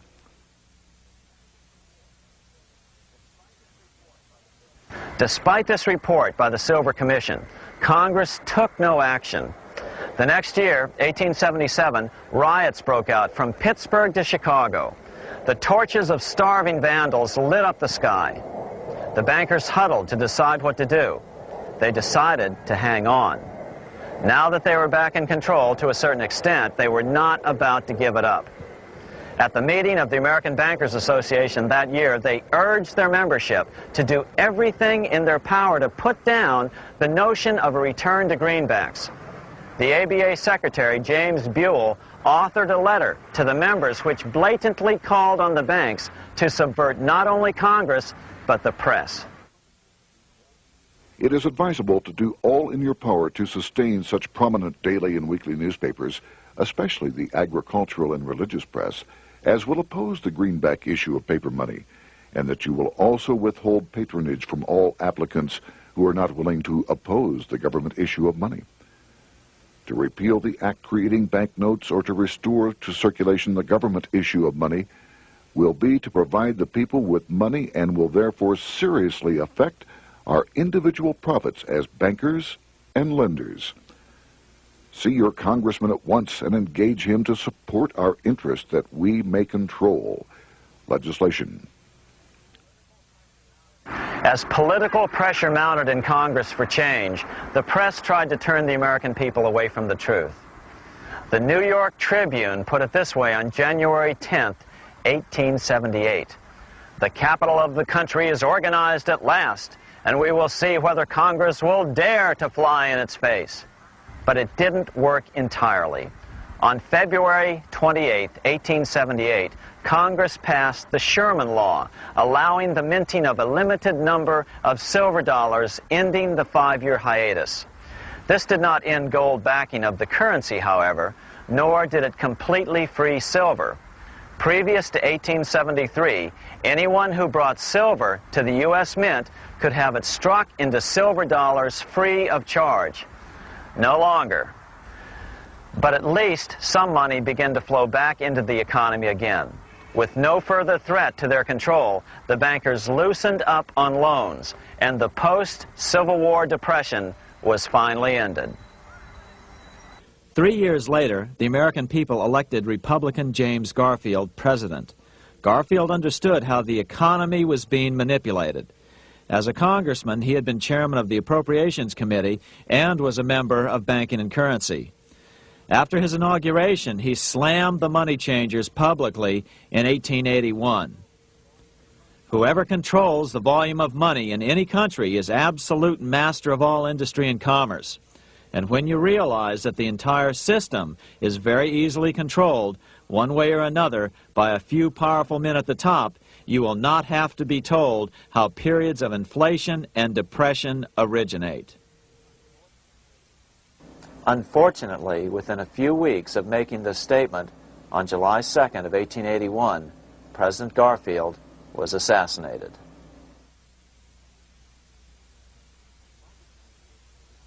The money changers were gathering strength fast. They began a periodic fleecing of the flock, as they called it, by creating economic booms followed by further depressions so they could buy up thousands of homes and farms for pennies on the dollar. In 1891, the money changers prepared to take the American economy down again, and their methods and motives were laid out with shocking clarity in a memo sent out by the American Bankers Association, the ABA, an organization in which most bankers were members. Notice that this memo called for bankers to create a depression on a certain date 3 years in the future. According to the congressional record, here's how it read in part. On September 1st, 1894, we will not renew our loans under any consideration. On September 1st, we will demand our money. We will foreclose and become mortgagees in possession. We can take 2/3 of the farms west of the Mississippi and thousands of them east of the Mississippi as well at our price. Then the farmers will become tenants, as in England. These depressions could be controlled because America was on the gold money standard. Since gold is scarce, it's one of the easiest commodities to manipulate. People wanted silver money legalized again so they could escape the stranglehold the money changers had on gold money. People wanted silver money reinstated, reversing Mr. Said's Act of 1873, by then called the Crime of 73. By 1896, the issue of more silver money had become the central issue in the presidential campaign. William Jennings Bryan, a senator from Nebraska, ran for president as a Democrat on the free silver issue.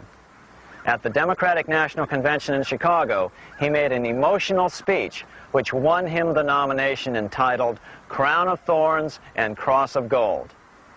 Though Bryan was only 36 years old at the time, this speech is widely regarded as the most famous oration ever made before a political convention.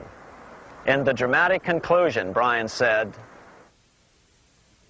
"We will answer their demand for a gold standard by saying to them, you shall not press down upon the brow of labor this crown of thorns, you shall not crucify mankind upon a cross of gold." The bankers lavishly supported the Republican candidate, William McKinley, who favored the gold standard. The resulting contest was amongst the most fiercely contested presidential races in American history. Bryan made over 600 speeches in 27 states. The McKinley campaign got manufacturers and industrialists to inform their employees that if Bryan were elected, all factories and plants would close and there would be no work. The ruse succeeded. McKinley beat Bryan by a small margin. Bryan ran for president again in 1900 and in 1908, but fell short each time. During the 1912 Democratic Convention, Bryan was a powerful figure who helped Woodrow Wilson win the nomination. When Wilson became president, he appointed Bryan as Secretary of State, but Bryan soon became disenchanted with the Wilson administration. Bryan served only 2 years in the Wilson administration before resigning in 1915 over the highly suspicious sinking of the Lusitania, the event which was used to drive America into World War I. Although William Jennings Bryan never gained the presidency, his efforts delayed the money changers for 17 years from attaining their next goal, a new, privately owned central bank for America.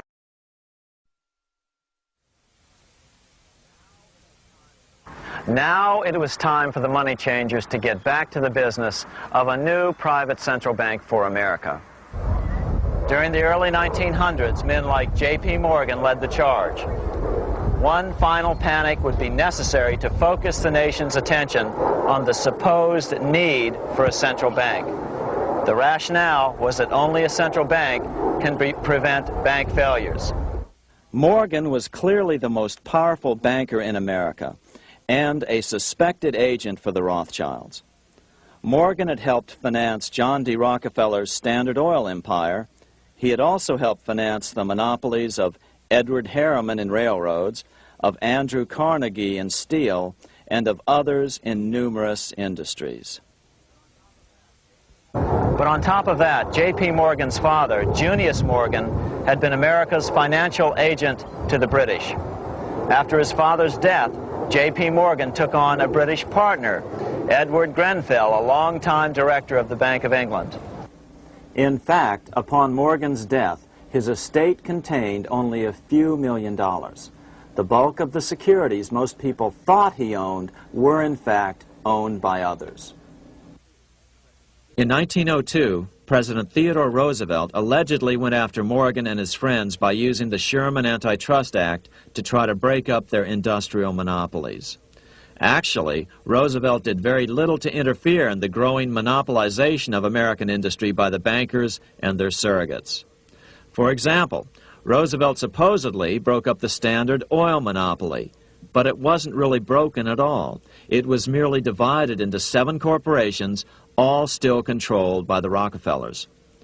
The public was aware of this thanks to political cartoonists like Thomas Nast, who referred to the bankers as the money trust. By 1907, the year after Teddy Roosevelt's re-election, Morgan decided it was time to try for a central bank again. Using their combined financial muscle, Morgan and his friends were secretly able to crash the stock market. Thousands of small banks were vastly overextended. Some had reserves of less than 1% thanks to the fractional reserve principle.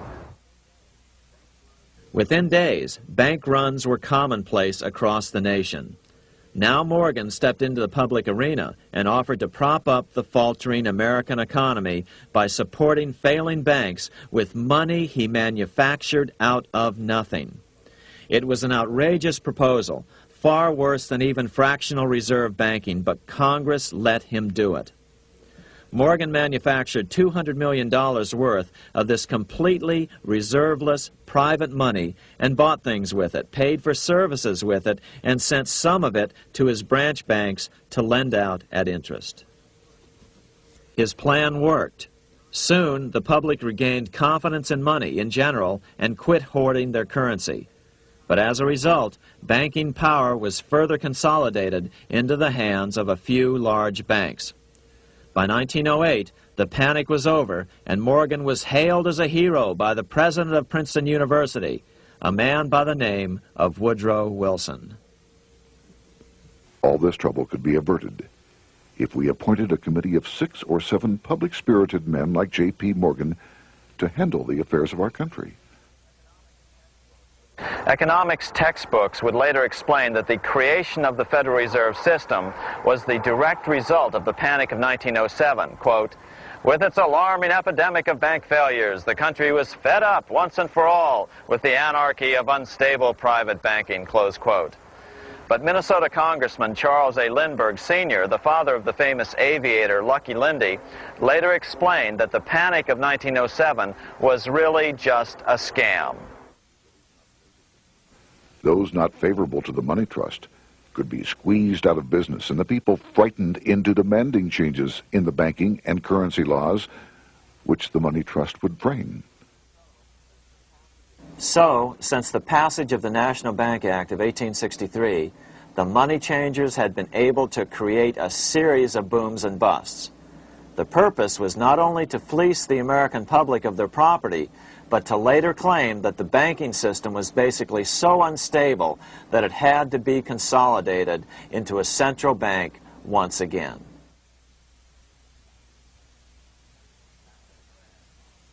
After the crash, Teddy Roosevelt, in response to the Panic of 1907, signed into law a bill creating something called the National Monetary Commission. The commission was to study the banking problem and make recommendations to Congress. Of course, the commission was packed with Morgan's friends and cronies. The chairman was a man named Senator Nelson Aldrich from Rhode Island. Aldrich represented the Newport, Rhode Island homes of America's richest banking families. His daughter married John D. Rockefeller, Jr., and together they had 5 sons: John, Nelson, who would become vice president in 1974, Lawrence, Winthrop, and David, the head of the Council on Foreign Relations and former chairman of Chase Manhattan Bank.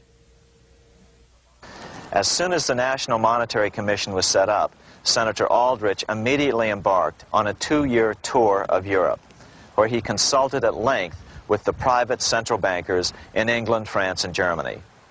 The total cost of his trip alone to the taxpayers was $300,000, an astronomical sum in those days. Shortly after his return, on the evening of November 22, 1910, some of the wealthiest and most powerful men in America boarded Senator Aldrich's private rail car and in the strictest secrecy journeyed to this place, Jekyll Island, off the coast of Georgia. With the group came Paul Warburg. Warburg had been given a $500,000 per year salary to lobby for the passage of a privately owned central bank in America by the investment firm Kuhn, Loeb and Company. Warburg's partner in this firm was a man named Jacob Schiff, the grandson of the man who shared the Greenshield house with the Rothschild family in Frankfurt. Schiff, as we'll find out later, was in the process of spending $20 million to finance the overthrow of the Tsar in Russia. These three European banking families, the Rothschilds, the Warburgs, and the Schiffs, were interconnected by marriage down through the years, just as their American banking counterparts, the Morgans, Rockefellers, and Aldriches were. Secrecy was so tight that all 7 primary participants were cautioned to use only first names to prevent servants from learning their identities.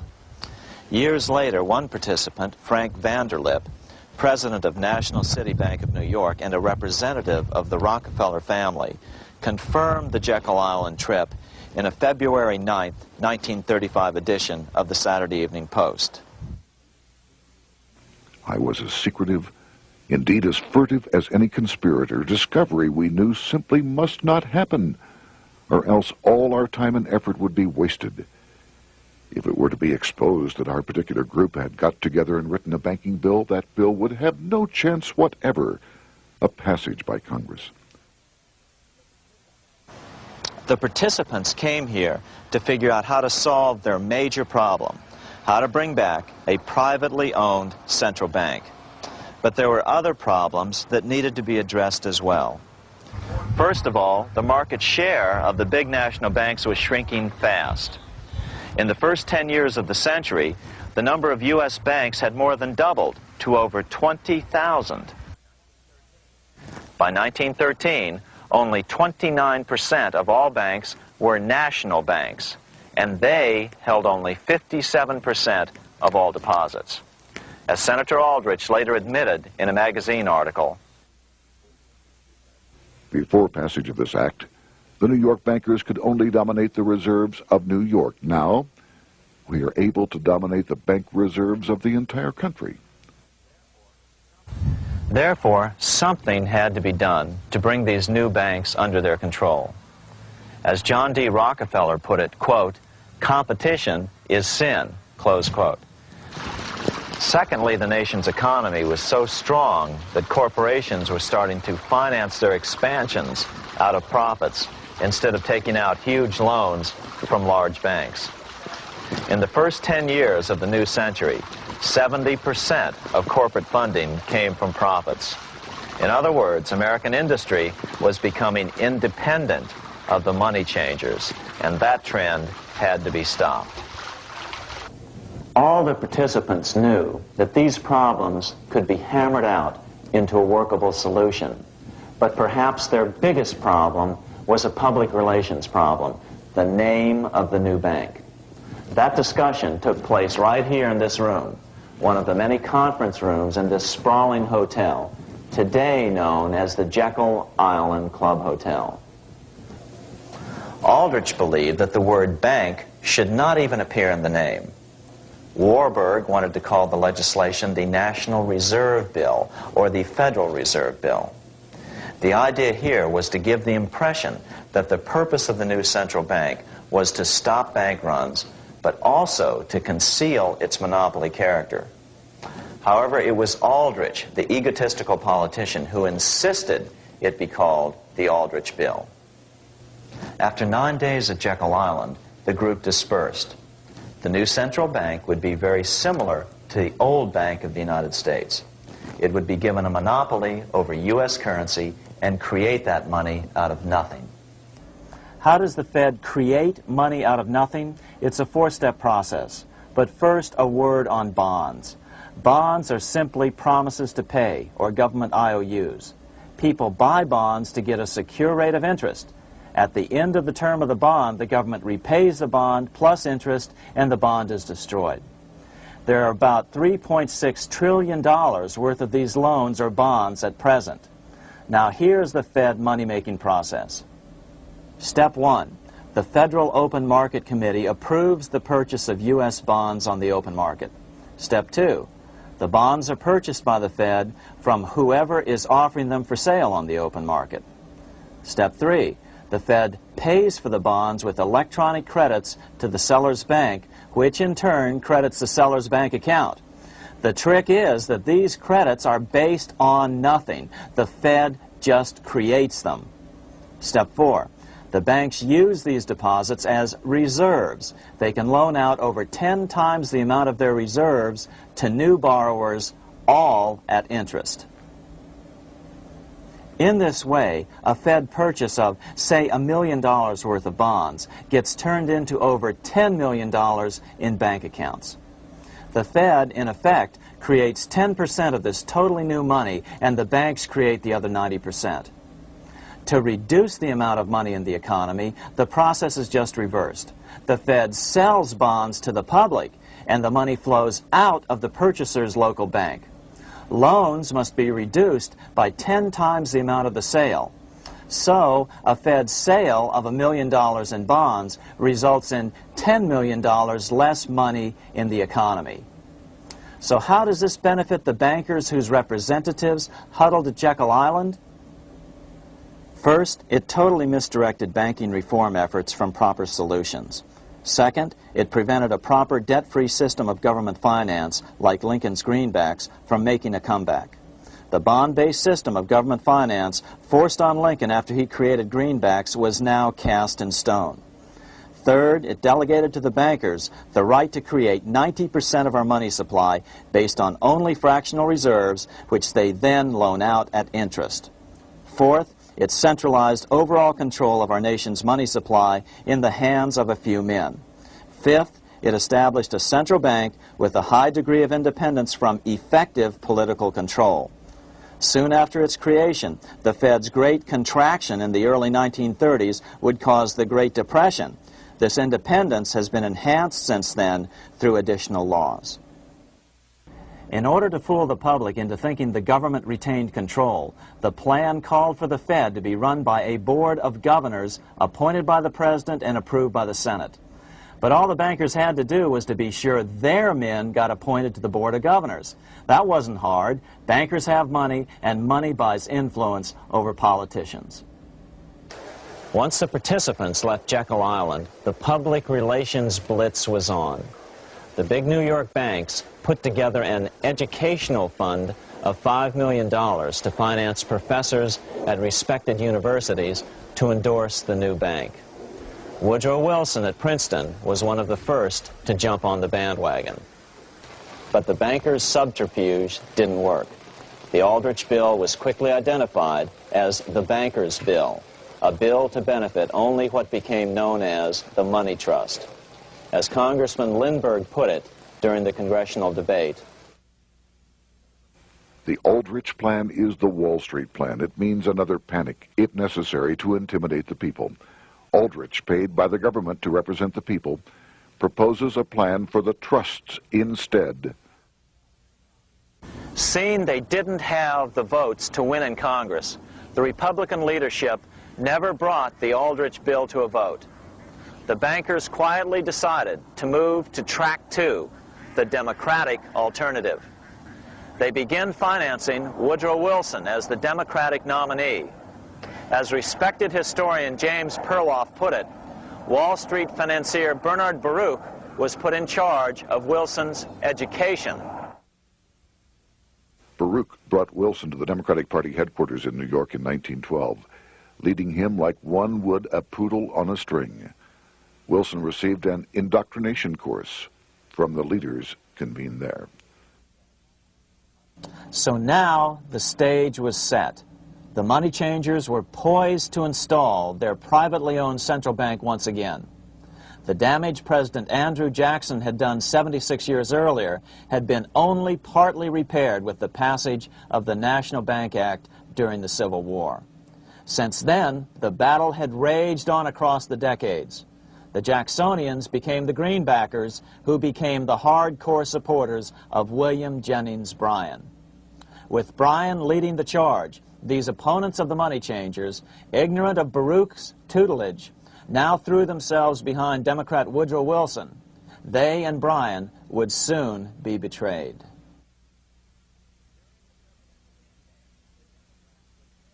During the presidential campaign, the Democrats were careful to pretend to oppose the Aldrich bill. As Representative Lewis McFadden, himself a Democrat, as well as chairman of the House Banking and Currency Committee, explained it 20 years after the fact. The Aldrich bill was condemned in the platform. When Woodrow Wilson was nominated, the men who ruled the Democratic Party promised the people that if they were returned to power, there would be no central bank established here while they held the reins of government. 13 months later, that promise was broken, and the Wilson administration, under the tutelage of those sinister Wall Street figures who stood behind Colonel House, established here in our free country the worm-eaten, monarchical institution of the King's Bank, to control us from the top downward and to shackle us from the cradle to the grave. Once Wilson was elected, Morgan, Warburg, Baruch, and company advanced a new plan, which Warburg named the Federal Reserve System. The Democratic leadership hailed the new bill, called the Glass-Owen Bill, as something radically different from the Aldrich Bill. But in fact, the bill was virtually identical in every important detail. In fact, so vehement were the Democratic denials of similarity that Paul Warburg, the father of both bills, had to step in to reassure his paid friends in Congress that the two bills were virtually identical. Brushing aside the external differences affecting the shells, we find the kernels of the two systems very closely resembling and related to one another. But that admission was for private consumption only. Publicly, the money trust trotted out Senator Aldrich and Frank Vanderlip, the president of Rockefeller's National City Bank of New York and one of the Jekyll Island Seven, to oppose the new Federal Reserve System. Years later, however, Vanderlip admitted in the Saturday Evening Post that the two measures were virtually identical. Although the Aldrich Federal Reserve Plan was defeated when it bore the name Aldrich, nevertheless, its essential points were all contained in the plan that finally was adopted. As Congress neared a vote, they called Ohio attorney Alfred Crozier to testify. Crozier noted the similarities between the Aldrich bill and the Glass-Owen bill. The bill grants just what Wall Street and the big banks for 25 years have been striving for: private instead of public control of currency. It, the Glass-Owen bill, does this as completely as the Aldrich bill. Both measures rob the government and the people of all effective control over the public's money, and vest in the banks exclusively the dangerous power to make money among the people scarce or plenty. During the debate on the measure, senators complained that the big banks were using their financial muscle to influence the outcome. "There are bankers in this country who are enemies of the public welfare," said one senator. What an understatement.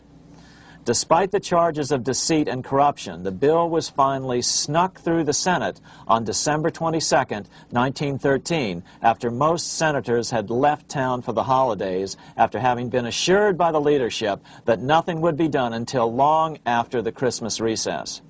On the day the bill was passed, Congressman Lindbergh prophetically warned his countrymen that this act establishes the most gigantic trust on earth. When the president signs this bill, the invisible government by the monetary power will be legalized. The people may not know it immediately, but the day of reckoning is only a few years removed. The worst legislative crime of the ages is perpetrated by this banking bill. On top of all this, only weeks earlier, Congress had finally passed a bill legalizing income tax. Why was the income tax law important? Because bankers finally had in place a system which would run up a virtually unlimited federal debt. How would the interest on this debt be repaid? Never mind the principal. Remember, a privately owned central bank creates the principal out of nothing.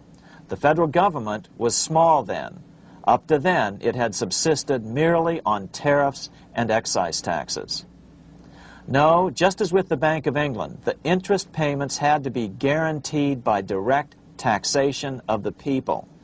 The money changers knew that if they had to rely on contributions from the states, eventually the individual state legislatures would revolt and either refuse to pay the interest on their own money or at least bring political pressure to bear to keep the debt small.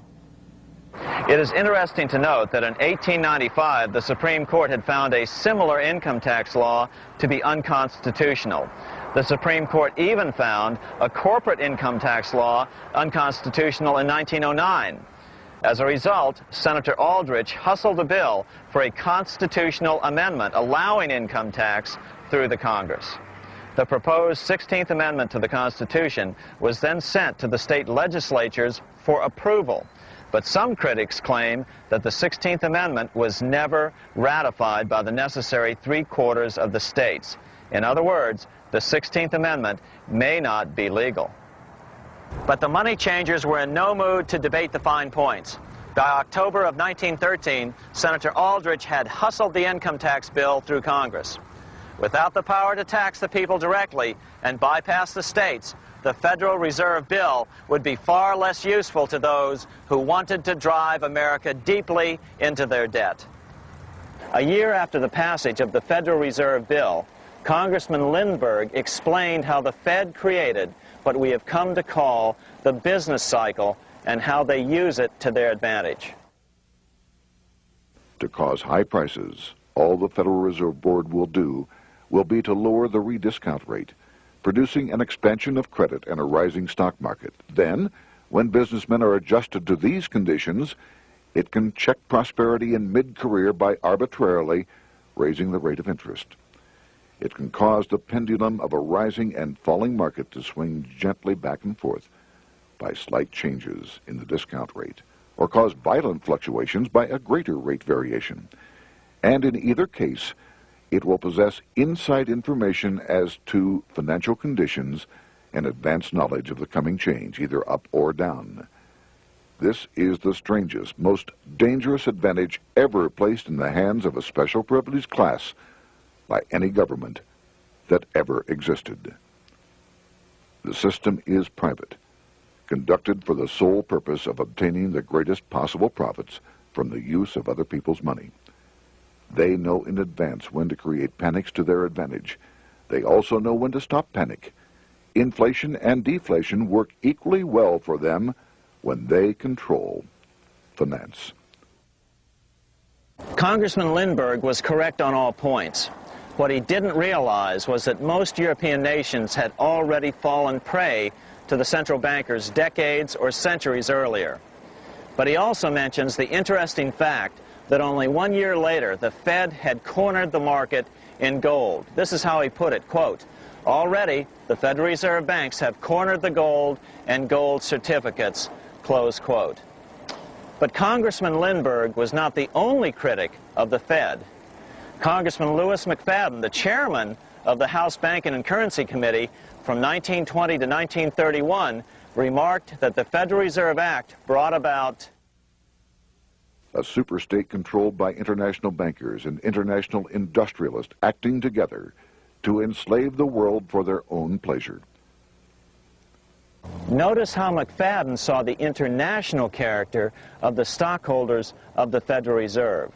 Another chairman of the House Banking and Currency Committee in the 1960s, Wright Patman from Texas, put it this way. In the United States today, we have in effect two governments. We have the duly constituted government, then we have an independent, uncontrolled, and uncoordinated government in the Federal Reserve System, operating the money powers which are reserved to Congress by the Constitution. Even the inventor of the electric light, Thomas Edison, joined the fray in criticizing the system of the Federal Reserve. If our nation can issue a dollar bond, it can issue a dollar bill. The element that makes the bond good makes the bill good also. The difference between the bond and the bill is the bond lets money brokers collect twice the amount of the bond and an additional 20%, whereas the currency pays nobody but those who contribute directly in some useful way. It is absurd to say that our country can issue $30 million in bonds and not $30 million in currency. Both are promises to pay, but one promise fattens the usurers, and the other helps the people. 3 years after the passage of the Federal Reserve Act, even President Wilson began to have second thoughts about what had been unleashed during his first term in office. We have come to be one of the worst ruled, one of the most completely controlled governments in the civilized world, no longer a government of free opinion, no longer a government by a vote of the majority, but a government by the opinion and duress of a small group of dominant men. Some of the biggest men in the United States in the field of commerce and manufacture are afraid of something. They know that there is a power somewhere so organized, so subtle, so watchful, so interlocked, so complete, so pervasive, that they had better not speak above their breath when they speak in condemnation of it. Before his death in 1924, President Wilson realized the full extent of the damage he had done to America when he confessed, "I have unwittingly ruined my government." So finally, the money changers, those who profit by manipulating the amount of money in circulation, had their privately owned central bank installed again in America. The major newspapers, which they also owned, hailed passage of the Federal Reserve Act of 1913, telling the public that now depressions could be scientifically prevented. The fact of the matter was that now depressions could be scientifically created.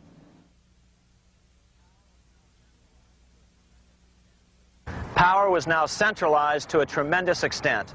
Now it was time for a war, a really big war. In fact, the First World War. Of course, to the central bankers, the political issues of war don't matter nearly as much as the profit potential, and nothing creates debts like warfare. England was the best example at that time. During the 119-year period between the founding of the Bank of England and Napoleon's defeat at Waterloo, England had been at war for 56 years, and much of the remaining time she'd been preparing for war. In World War I, the German Rothschilds loaned money to the Germans, the British Rothschilds loaned money to the British, and the French Rothschilds loaned money to the French. In America, J.P. Morgan was the sales agent for war materials to both the British and the French.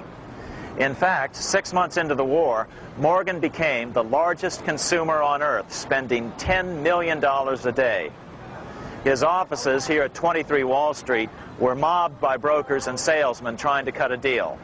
In fact, it got so bad that the bank had to post guards at every door and at the partners' homes as well. Many other New York bankers made out as well from the war. President Wilson appointed Bernard Baruch to head the War Industries Board. According to historian James Perloff, both Baruch and the Rockefellers profited by some $200 million during the war. But profits were not the only motive. There was also revenge. The money changers never forgave the czars for their support of Lincoln during the Civil War. Also, Russia was the last major European nation to refuse to give in to the privately owned central bank scheme. 3 years after World War I broke out, the Russian Revolution toppled the Tsar and installed the scourge of communism. Jacob Schiff of Kuhn Loeb and Company bragged from his deathbed that he had spent $20 million towards the defeat of the Tsar. Money was funneled from England to support the revolution as well. Why would some of the richest men in the world financially back communism, the system that was openly vowing to destroy the so-called capitalism that made them wealthy? Researcher Gary Allen explained it this way. If one understands that socialism is not a share the wealth program, but is in reality a method to consolidate and control the wealth, then the seeming paradox of super-rich men promoting socialism becomes no paradox at all. Instead, it becomes logical, even the perfect tool of power-seeking megalomaniacs. Communism, or more accurately socialism, is not a movement of the downtrodden masses, but of the economic elite. As W. Cleon Skousen put it, In his 1970 book, The Naked Capitalist, Power from any source tends to create an appetite for additional power. It was almost inevitable that the super-rich would one day aspire to control not only their own wealth, but the wealth of the whole world. To achieve this, they were perfectly willing to feed the ambitions of the power-hungry political conspirators who were committed to the overthrow of all existing governments and the establishments of a central worldwide dictatorship. but what if these revolutionaries get out of control and try to seize power from the super-rich? After all, it was Mao Zedong who in 1938 stated his position concerning power. Political power grows out of the barrel of a gun. The Wall Street, London axis elected to take the risk. The master planners attempted to control revolutionary communist groups by feeding them vast quantities of money when they obeyed, and contracting their money supply, or even financing their opposition if they got out of control. Lenin began to understand that although he was the absolute dictator of the new Soviet Union, he was not pulling the financial strings. Someone else was silently in control. The state does not function as we desired. The car does not obey. A man is at the wheel and seems to lead it, but the car does not drive in the desired direction. It moves as another force wishes.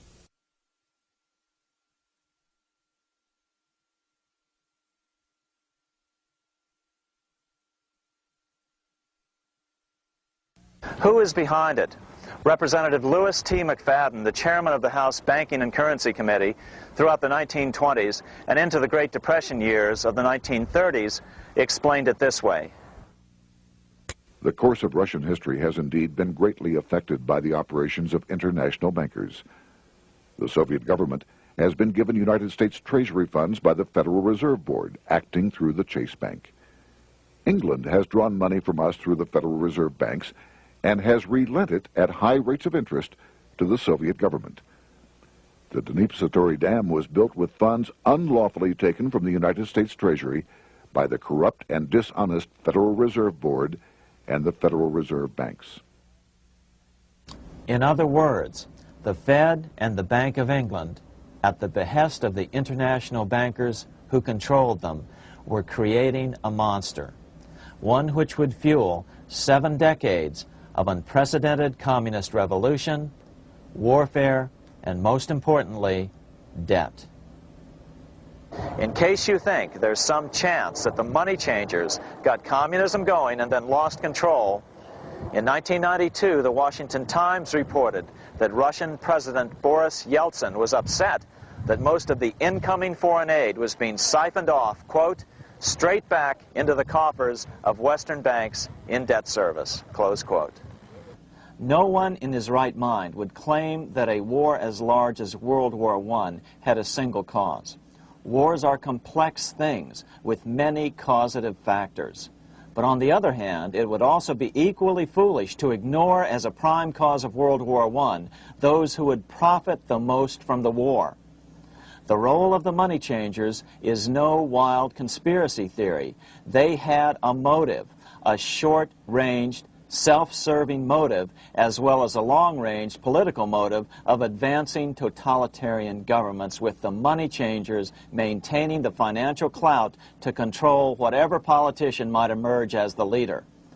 Next, we'll see what the money changers' ultimate political goal is for the world.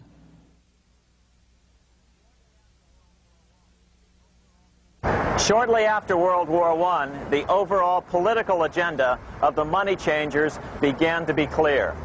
Now that they controlled national economies individually, the next step was the ultimate form of consolidation, world government. The new world government proposal was given top priority at the Paris Peace Conference after World War I. It was called the League of Nations, but much to the surprise of Paul Warburg and Bernard Baruch, who attended the peace conference with President Wilson, the world was not yet ready to dissolve national boundaries. Nationalism still beats strong in the human breast. For example, Lord Curzon, the British Foreign Secretary, called the League of Nations a good joke, even though it was the stated policy of the British government to support it. To the humiliation of President Wilson, the U.S. Congress wouldn't ratify the League either, despite the fact that it had been ratified by many other nations. Without money flowing from the U.S. Treasury, the League died. After World War I, the American public had grown tired of the internationalist policies of Democrat Woodrow Wilson. In the presidential election of 1920, Republican Warren Harding won a landslide victory with over 60% of the vote. Harding was an ardent foe of both Bolshevism and the League of Nations. His election, which opened a 12-year run of Republican presidents in the White House, led to an unprecedented era of prosperity known as the Roaring Twenties. Despite the fact that the war had brought America a debt 10 times larger than its Civil War debt, still the American economy surged. Gold had poured into the country during the war, and it continued to do so afterwards. In the early 1920s, the governor of this bank, the Federal Reserve Bank of New York, a man named Benjamin Strong, met frequently with the secretive and eccentric governor of the Bank of England, Montague Norman. Norman was determined to replace the gold England had lost to the U.S. during World War I and return the Bank of England to its former position of dominance in world finance. On top of that, rich with gold, the American economy might get out of control again, just like it had done after the Civil War. During the next 8 years, under the presidencies of Harding and Coolidge, the huge federal debt built up during World War I was cut by 38%, down to $16 billion, the greatest percentage drop in U.S. history. During the election of 1920, Warren Harding and Calvin Coolidge ran against James Cox, the governor of Ohio, and the little-known Franklin D. Roosevelt, who had previously risen to no higher post than President Wilson's Assistant Secretary of the Navy. After his inauguration, Harding moved quickly to formally kill the League of Nations. Then he quickly moved to reduce domestic taxes while raising tariffs to record heights. Now, this was a revenue policy of which most of the founding fathers would certainly have approved. His second year in office, Harding took ill on a train trip in the West and suddenly died. Although no autopsy was performed, the cause was said to be either pneumonia or food poisoning. When Coolidge took over, he continued Harding's domestic economic policy of high tariffs on imports while cutting income taxes. As a result, the economy grew at such a rate that net revenue still increased. Now that had to be stopped. So just as they'd done so frequently before, the money changers decided it was time to crash the American economy. The Federal Reserve began flooding the country with money. They increased the money supply by 62% during these years. Money was plentiful. This is why it was known as the Roaring Twenties. Before his death in 1919, former President Teddy Roosevelt warned the American people what was going on. As reported in the March 27, 1922 edition of the New York Times, Roosevelt said, "These international bankers and Rockefeller Standard Oil interests control the majority of newspapers and the columns of these papers to club into submission or drive out of public office officials who refuse to do the bidding of the powerful, corrupt cliques which compose the invisible government." Just one day before, in the New York Times, the mayor of New York, John Hylan, quoted Roosevelt and blasted those he saw as taking control of America, its political machinery, and its press. The warning of Theodore Roosevelt has much timeliness today, for the real menace of our republic is this invisible government which, like a giant octopus, sprawls its slimy length over city, state, and nation. It seizes in its long and powerful tentacles our executive officers, our legislative bodies, our schools, our courts, our newspapers, and every agency created for the public protection. To depart from mere generalizations, let me say that at the head of this octopus are the Rockefeller Standard Oil interest and a small group of powerful banking houses generally referred to as the international bankers. The little coterie of powerful international bankers virtually run the United States government for their own selfish purposes.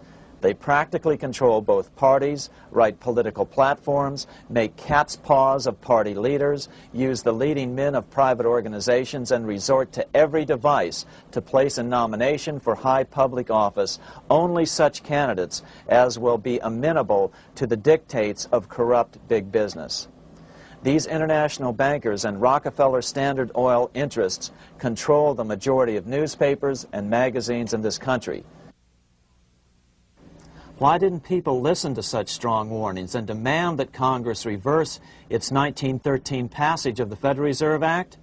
Because remember, it was the 1920s.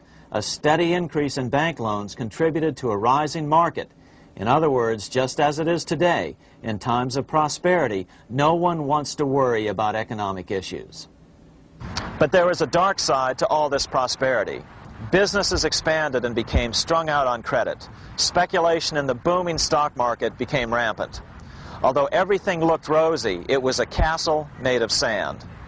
When all was in readiness, in April of 1929, Paul Warburg, the father of the Federal Reserve, sent out a secret advisory warning his friends that a collapse and nationwide depression was certain.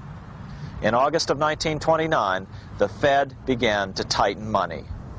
It is not a coincidence that the biographies of all the Wall Street giants of that era, John D. Rockefeller, J.P. Morgan, Bernard Baruch, etc., all marvel that they got out of the stock market just before the crash and put all their assets in cash or gold. On October 24th, 1929, the big New York bankers called in their 24-hour broker call loans. This meant that both stockbrokers and customers had to dump their stocks on the market to cover their loans, no matter what price they had to sell them for. As a result, the market tumbled, and that day was known as Black Thursday. According to John Kenneth Galbraith, writing in The Great Crash, 1929, at the height of the selling frenzy, Bernard Baruch brought Winston Churchill into the visitors' gallery of the New York Stock Exchange here to witness the panic and impress him with his power over the wild events down on the floor. Congressman Louis McFadden, chairman of the House Committee on Banking and Currency from 1920 to 1931, knew who to blame. He accused the Fed and the international bankers of orchestrating the crash. It was not accidental. It was a carefully contrived occurrence. The international bankers sought to bring about a condition of despair here so that they might emerge as rulers of us all. But McFadden went even farther. He openly accused them of causing the crash in order to steal America's gold. In February 1931, in the midst of the Depression, he put it this way. I think it can hardly be disputed that the statesmen and financiers of Europe are ready to take almost any means to reacquire rapidly the gold stock which Europe lost to America as the result of World War I. Curtis Dahl, a broker for Lehman Brothers, was on the floor of the New York Stock Exchange the day of the crash. In his 1970 book, FDR, My Exploited Father-in-Law, he explained that the crash was triggered by the planned sudden shortage of call money in the New York money market. Actually, it was the calculated shearing of the public by the world money powers triggered by the planned sudden shortage of call money in the New York money market. Within a few weeks, $3 billion of wealth simply seemed to vanish. Within a year, $40 billion had been lost. But did it really disappear? Or was it simply consolidated in fewer hands? And what did the Federal Reserve do?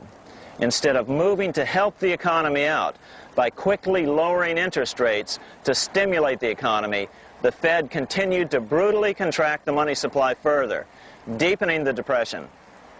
Between 1929 and 1933, the Fed reduced the money supply by an additional 33%. Although most Americans have never heard that the Fed was the cause of the Depression, this is well known among top economists. Milton Friedman, the Nobel Prize-winning economist now of Stanford University, said the same thing in a National Public Radio interview in January of 1996.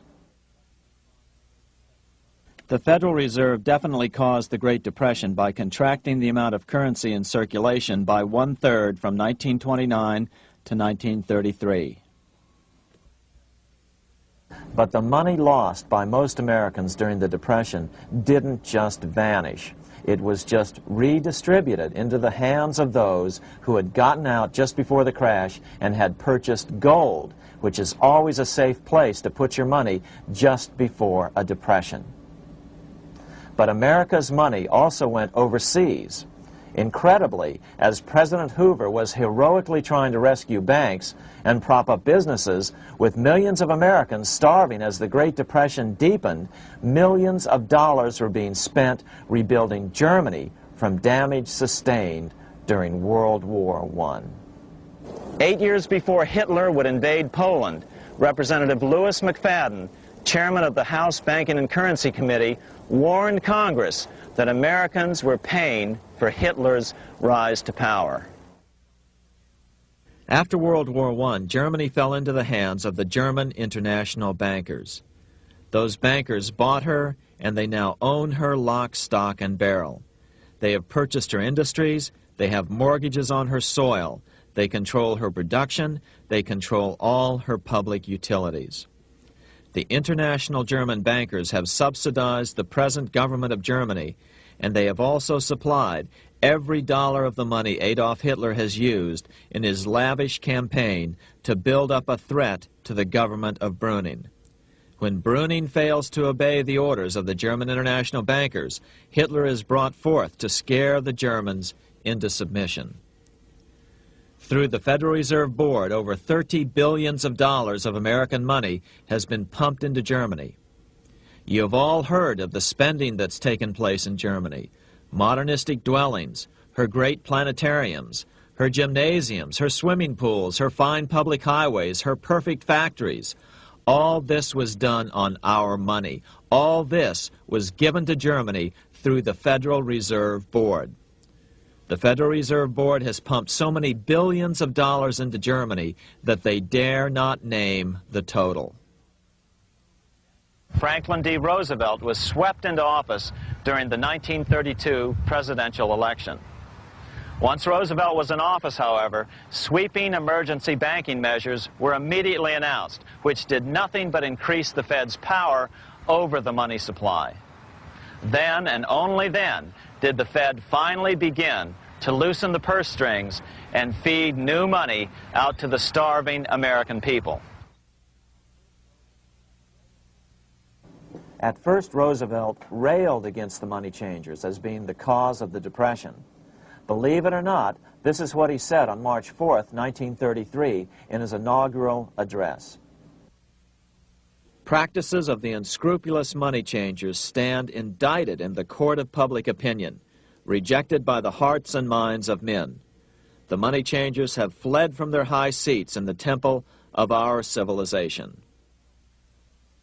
But 2 days later, Roosevelt declared a bank holiday and closed all banks. Later that year, Roosevelt outlawed private ownership of all gold bullion and all gold coins with the exception of rare coins. Most of the gold in the hands of the average American was in the form of gold coins. The new decree was, in effect, a confiscation. Those who didn't comply risk as much as 10 years in prison and a $10,000 fine, the equivalent of $100,000 today. Out in small-town America, some people didn't trust Roosevelt's order. Many were torn between keeping their hard-earned wealth or obeying the government. Those who did turn in their gold were paid the official price for it, $20.66 per ounce. So unpopular was the confiscation order that no one anywhere in government would take credit for authoring it. No congressman claimed it. At the signing ceremony, President Roosevelt made it clear to all present that he was not the author of it and publicly stated that he had not ever read it. Even his Secretary of the Treasury said he'd never read it either, saying it was, quote, what the experts wanted. Roosevelt convinced the public to give up their gold by saying that pooling the nation's resources was necessary to get America out of the Depression. With great fanfare, he ordered a new bullion depository built to hold the mountain of gold the U.S. government was illegally confiscating. By 1936, the U.S. bullion depository at Fort Knox was completed, and in January 1937, the gold began to flow into it. The rip-off of the ages was about to proceed. In 1935, once the gold had all been turned in, the official price of gold was suddenly raised to $35 per ounce. But the catch was, only foreigners could sell their gold at the new higher price. The money changers who had heeded Warburg's note and gotten out of the stock market just before the crash and bought gold at $20.66 per ounce, then shipped it to London, could now bring it back and sell it back to the government, nearly doubling their money while the average American starved. The Fort Knox Bullion Depository sits here in the middle of the Fort Knox Military Reservation, 30 miles southwest of Louisville, Kentucky. This was as close as we were permitted to get to the depository despite years of letters from members of Congress to allow our film crew inside.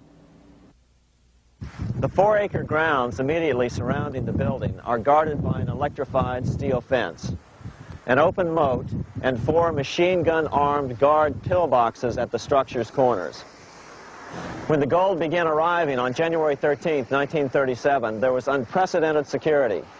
Thousands of official guests watched the arrival of a 9-car train from Philadelphia, guarded by armed soldiers, postal inspectors, Secret Servicemen, and guards from the U.S. Mint. It was all great theater. America's gold supply from across the land had been pooled, supposedly for the public benefit, and then safely tucked into Fort Knox. But all that security would soon be breached by the government itself. Now the stage was set for a really big war, one which would pile up debt far beyond that of World War I. For example, in 1944 alone, the U.S. national income was only $183 billion, yet $103 billion was spent on the war. This was 30 times the spending rate during World War I. In fact, the American taxpayer picked up 55% of the total Allied cost of the war. But equally important, virtually every nation involved in World War II greatly multiplied their debt. In the U.S., for example, federal debt went from $43 billion in 1940 up to $257 billion in 1950, an increase of 598%. Between 1940 and 1950, Japanese debt swelled 1,348%. French debt grew 583%, and Canadian debt soared 417%. After the war, the world was now divided into 2 economic camps: communist command economies on the one hand versus monopoly capitalists on the other, set to fight it out in one perpetual and highly profitable arms race. It was finally time for the central bankers to embark in earnest on their 3-step plan to centralize the economic systems of the entire world and finally bring about their global government or New World Order. The phases of this plan were: Step 1, central bank domination of national economies worldwide. Step 2, centralized regional economies through organizations such as the European Monetary Union and regional trade unions such as NAFTA. Step 3, centralize the world economy through a world central bank, a world money, and ending national independence through abolition of all tariffs by treaties like GATT. Step 1 was completed long ago. Steps 2 and 3 are far advanced, nearing completion. What about gold? Among central banks, the largest holder of gold is now the IMF. It and central banks now control 2/3 of the world's gold supply, giving them the ability to manipulate the gold market. Remember the money changer's golden rule: he who has the gold makes the rules. But before we get into solutions to our problem, let's take a look at what happened to all that gold in Fort Knox. Because if we don't understand that the gold has been stolen, we'll allow ourselves to be stampeded into the wrong solution, a gold-backed currency. Most Americans still believe that the gold is still here at Fort Knox. At the end of World War II, Fort Knox contained over 700 million ounces of gold, an incredible 70% of all the gold in the world. How much remains? No one knows. Despite the fact that federal law requires an annual physical audit of Fort Knox gold, the Treasury has consistently refused to conduct one. The truth is that a reliable audit of whatever remains here has not been conducted since President Eisenhower ordered one in 1953. Where did America's gold in Fort Knox go? Over the years, it was sold off to European money changers at the $35 per ounce price. Remember, this was during a time when it was illegal for Americans to buy any of their own gold from Fort Knox. In fact, there was a very infamous case where the Firestone family set up a string of dummy corporations to purchase Fort Knox gold and keep it in Switzerland, never hitting U.S. shores. They were eventually caught, however, and successfully prosecuted. Finally, by 1971, all the pure gold had been secretly removed from Fort Knox, drained back to London. Once the gold was gone from Fort Knox, President Nixon closed the gold window by repealing Roosevelt's Gold Reserve Act of 1934, finally making it legal once again for Americans to buy gold. Naturally, gold prices immediately began to soar. 9 years later, gold sold for $880 per ounce, 25 times what the gold in Fort Knox was sold for. One would think that eventually someone in the government would get wind of what was happening and blow the whistle. The largest fortune in the history of the world stolen. Shades of the old James Bond film, Goldfinger. Well, as a matter of fact, Ian Fleming, the author of the James Bond series, was head of the British counterintelligence service, MI5. Some believe in the intelligence community that he wrote much of his fiction as a warning, as many authors of fiction do. If the removal of all the good delivery gold from Fort Knox can be viewed as a deliberate raid on the U.S. Treasury, then such an operation might well have been years in the making, namely 40 years. Certainly enough time for Fleming to get wind of it and try to prevent it. So just how did the story of the Fort Knox gold robbery get out? It all started with an article in a New York periodical in 1974. The article charged that the Rockefeller family was manipulating the Federal Reserve to sell off Fort Knox gold at bargain basement prices to anonymous European speculators. 3 days later, the anonymous source of the story, Louise Auchincloss Boyer, mysteriously fell to her death from the window of her 10th floor apartment in New York. How would Mrs. Boyer have known of the Rockefeller connection to the Fort Knox gold heist? She was the longtime secretary of Nelson Rockefeller. For the next 14 years, this man, Ed Durrell, a wealthy Ohio industrialist, devoted himself to a quest for the truth concerning the Fort Knox gold. He wrote thousands of letters to over 1,000 government and banking officials, trying to find out how much gold was really left and where the rest of it had gone. Edith Roosevelt, the granddaughter of President Teddy Roosevelt, questioned the actions of the government in a March 1975 edition of the New Hampshire Sunday News.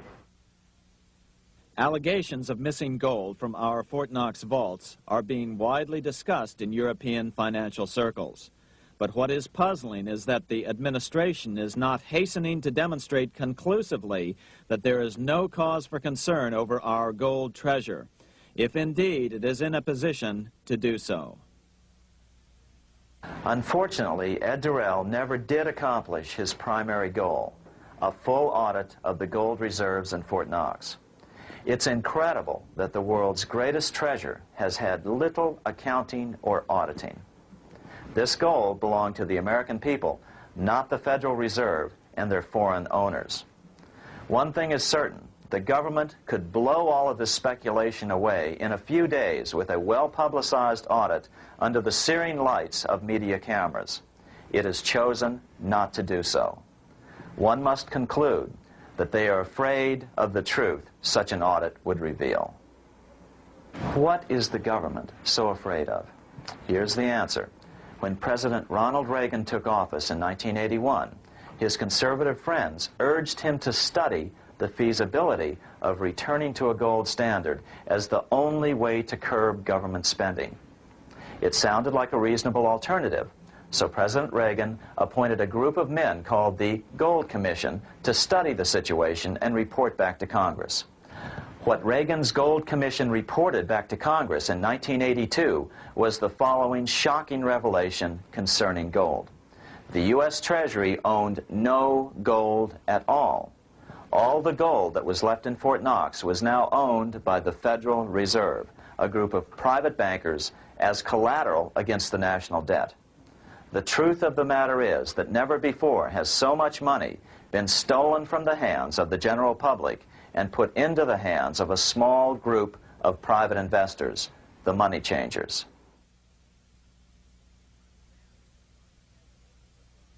I'm standing in front of the headquarters of the International Monetary Fund located in Washington, D.C. Across the street, right over there, is the headquarters of the World Bank. What are these organizations and who controls them? And most importantly, are they about to create a huge worldwide depression? Let us step back in time for a moment to the aftermath of World War I. People were tired of war, so under the guise of peacemaking, the international bankers devised a plan to consolidate power even further. Claiming only an international government would stem the tide of world wars, the money changers pushed forward a proposal for world government which stood on three legs.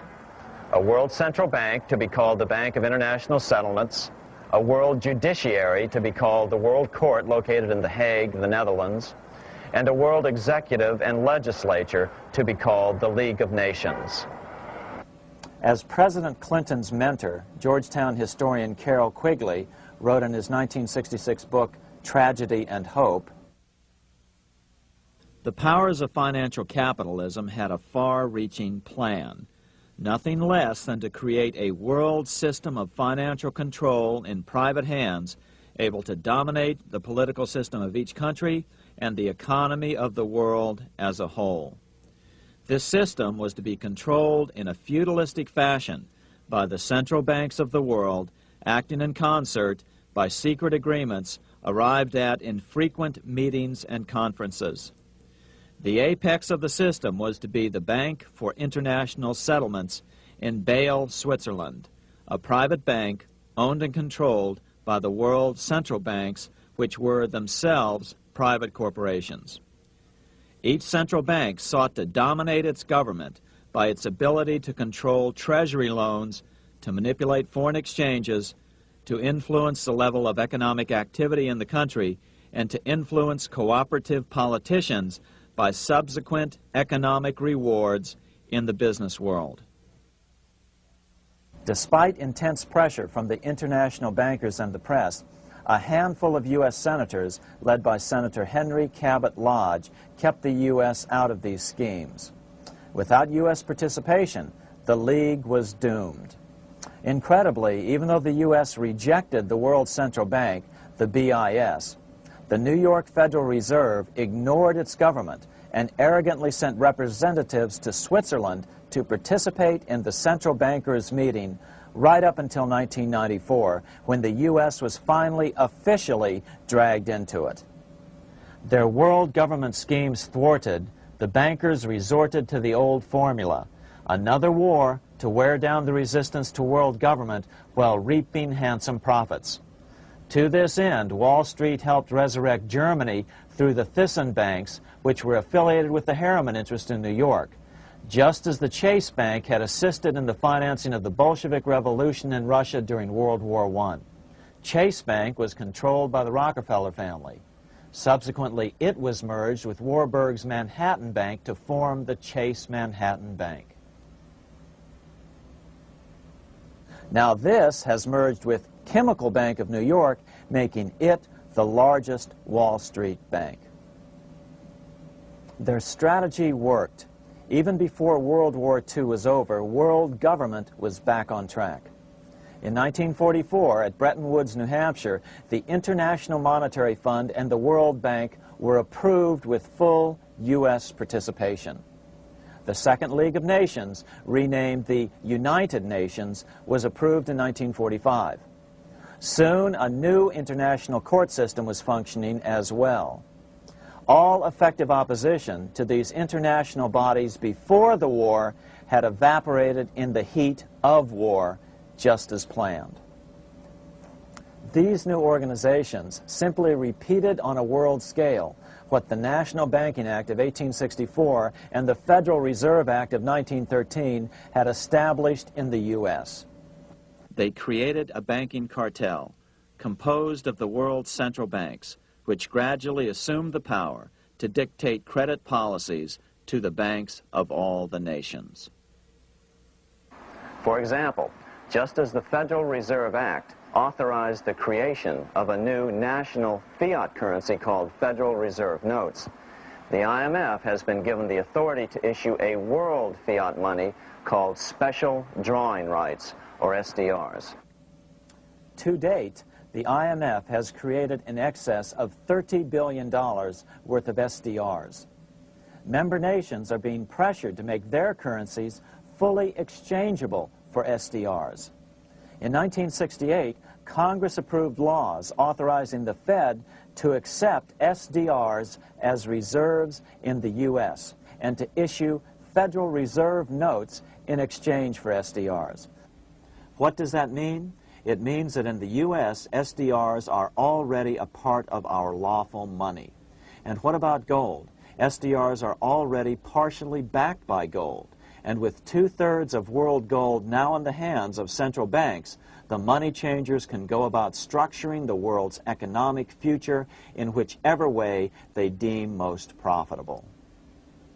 Keep in mind, just as the Fed is controlled by its Board of Governors, the IMF is controlled by its Board of Governors, which are either the heads of the different central banks or the heads of the various national treasury departments dominated by their central banks. Voting power in the IMF gives the U.S. and the UK, that is to say the Fed and the Bank of England, effective control. Just as the Fed controls the amount of money in the U.S., the BIS, IMF, and World Bank control the money supply for the world. So we see the repetition of the old goldsmith's fraud replicated on the national scale with central banks like the Fed and on the international scale by the three arms of the world central bank. Is this organization of the BIS, the IMF, and the World Bank, which we refer to collectively as the World Central Bank, presently expanding and contracting world credit? Yes. Regulations put into effect in 1988 by the BIS required the world's bankers to raise their capital and reserves to 8% of liabilities by 1992. Increased capital requirements put an upper limit to the fractional reserve lending, similar to the way cash reserve requirements do. What has this seemingly insignificant regulation made in a Swiss city 8 years ago meant to the world? It means our banks cannot loan more and more money to buy more and more time before the next depression, as a maximum loan ratio is now set. It means those nations with the lowest bank reserves in their systems have already felt the terrible effects of this credit contraction as their banks scrambled to raise money to increase their reserves to 8%. To raise the money, they had to sell stocks, which depressed their stock markets and began the depression first in their countries. Japan, which in 1988 had among the lowest capital and reserve requirements, and thus was the most affected by the regulation, has experienced a financial crash which began almost immediately in 1989, which has wiped out a staggering 50% of the value of its stock market since 1990 and 60% of the value of its commercial real estate. the Bank of Japan has lowered its interest rates to 0.5%, practically giving away money to resurrect the economy, but still the depression worsens. Due to the $20 billion U.S. bailout of Mexico, the financial collapse in that nation is already known here. Yet despite the bailout, the economy continues to be a disaster. One huge debt after another is rolled over as new loans are being made simply to enable Mexico to pay the interest on the old loans. In the south of Mexico, the poor have been in open revolt as every spare peso is being siphoned out of the country to make interest payments. It is important to note that a radical transfer of power is taking place as nations become subservient to a supranational world central bank controlled by a handful of the world's richest bankers. As the IMF creates more and more SDRs by the stroke of a pen on IMF ledgers, more and more nations borrow them to pay interest on their mounting debts and gradually fall under the control of the faceless bureaucrats of the World Central Bank. As the worldwide depression worsens and spreads, this will give the World Central Bank the power of economic life and death over these nations. It will decide which nations will be permitted to receive further loans and which nations will starve. Despite all the rhetoric about development and the alleviation of poverty, the result is a steady transfer of wealth from the debtor nations to the money changers' central banks which control the IMF and the World Bank. For example, in 1992, the third world debtor nations, which borrowed from the World Bank, paid $198 million more to the central banks of the developed nations for World Bank-funded purposes than they received from the World Bank. All this increases their permanent debt in exchange for temporary relief of poverty caused by prior borrowings. Already, these repayments exceed the amount of the new loans. By 1992, Africa's external debt had reached $290 billion, 2.5 times greater than in 1980, resulting in skyrocketing infant mortality rates and unemployment, deterioration of schools, housing, and the general health of the people. The entire world faces the immeasurable suffering already destroying the third world and now Japan, all for the benefit of the money changers. As one prominent Brazilian politician put it, "The Third World War has already started. It is a silent war, not for that reason any less sinister. The war is tearing down Brazil, Latin America, and practically all the Third World. Instead of soldiers dying, there are children. It is a war over the Third World debt, one which has as its main weapon interest, a weapon more deadly than the atom bomb, more shattering than a laser beam."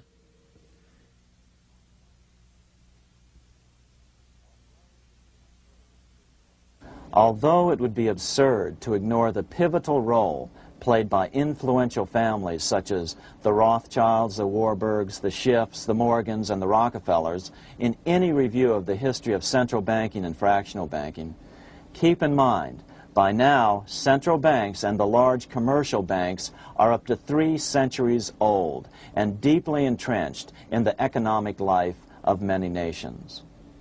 These banks are no longer dependent on clever individuals such as a Nathan Rothschild. Years ago, the question of ownership was important, but no longer. For example, both the Bank of England and the Bank of France were nationalized after World War II, and nothing changed, nothing at all. They endure and continue to grow, now protected by numerous laws, paid politicians, and mortgaged media, untouched by the changing of generations. 3 centuries have given them an aura of respectability. The old school tie is now worn by the 6th generation son, who's been raised in a system that he may never question as he is named to serve on the governing boards of countless philanthropic organizations. To focus attention today on individuals or families, or to attempt to sort out the current holders of power, serves little useful purpose and would be a distraction from the cure. The problem is far bigger than that. It is the corrupt banking system that was and is being used to consolidate vast wealth into fewer and fewer hands that is our current economic problem. Change the names of the main players now, and the problem will neither go away nor even miss a beat. Likewise, among the hordes of bureaucrats working in the World Bank, central banks, and international banks, only a tiny fraction have any idea of what's really going on. No doubt they'd be horrified to learn that their work is contributing to the terrible impoverishment and gradual enslavement of mankind to a few incredibly rich plutocrats. So really, there's no use in emphasizing the role of individuals anymore. And the problem even transcends the normal spectrum of political right and left. Both communism and socialism, as well as monopoly capitalism, have been used by the money changers. Today, they profit from either side of the new political spectrum. The big government, welfare state on the so-called left wing versus the neoconservative, laissez-faire capitalists who want big government totally out of their lives on the right wing. Either way, the bankers win. Monetary reform is the most important political issue facing this nation. That clarified, let's proceed to the conclusions in the spirit Lincoln declared, with malice towards none, with charity towards all. At the start of this video, we ask a number of troubling questions. Let's be sure we've answered them. What's going on in America today? Why are we over our heads in debt? Why can't the politicians bring debt under control? Why are we over our heads in debt? Because we're laboring under a debt money system that is designed and controlled by private bankers. Now, some will argue that the Federal Reserve System is a quasi-governmental agency. But the President appoints only 2 of the 7 members of the Federal Reserve Board of Governors every 4 years. And he appoints them to 14-year terms, far longer than his own. The Senate does confirm those appointments, but the whole truth is that the President wouldn't dare appoint anyone to that board of whom Wall Street does not approve. Of course, this does not preclude the possibility that some honorable men may be appointed to the Board of Governors. But the fact is that the Fed is specifically designed to operate independently of our government, as are nearly all other central banks. Some argue that the Fed promotes monetary stability. We saw the current head of the Bank of England, Eddie George, claim that this was the most important role of a central bank. In fact, the Fed's record of stabilizing the economy shows it to be a miserable failure in this regard. Within the first 25 years of its existence, the Fed caused 3 major economic downturns, including the Great Depression, and for the last 30 years has shepherded the American economy into a period of unprecedented inflation. Again, this is not some wild conspiracy theory. It's a well-known fact among top economists. As Nobel Prize-winning economist Milton Friedman put it, the stock of money, prices, and output was decidedly more unstable after the establishment of the Federal Reserve System than before. The most dramatic period of instability in output was, of course, the period between the 2 wars, which includes the severe monetary contractions of 1920-21, 1929-33, and 1937-38. No other 20-year period in American history contains as many as 3 such severe contractions. This evidence persuades me that at least a third of the price rise during and just after World War I is attributable to the establishment of the Federal Reserve System, and that the severity of each of the major contractions, 1920-21, 1929-33, and 1937-38, is directly attributable to acts of commission and omission by the reserve authorities. Any system which gives so much power and so much discretion to a few men so that mistakes, excusable or not, can have such far-reaching effects is a bad system. It is a bad system to believers in freedom just because it gives a few men such power without any effective check by the body politic. This is the key political argument against an independent central bank. To paraphrase Clemenceau, money is much too serious a matter to be left to the central bankers. We must learn from our history before it is too late.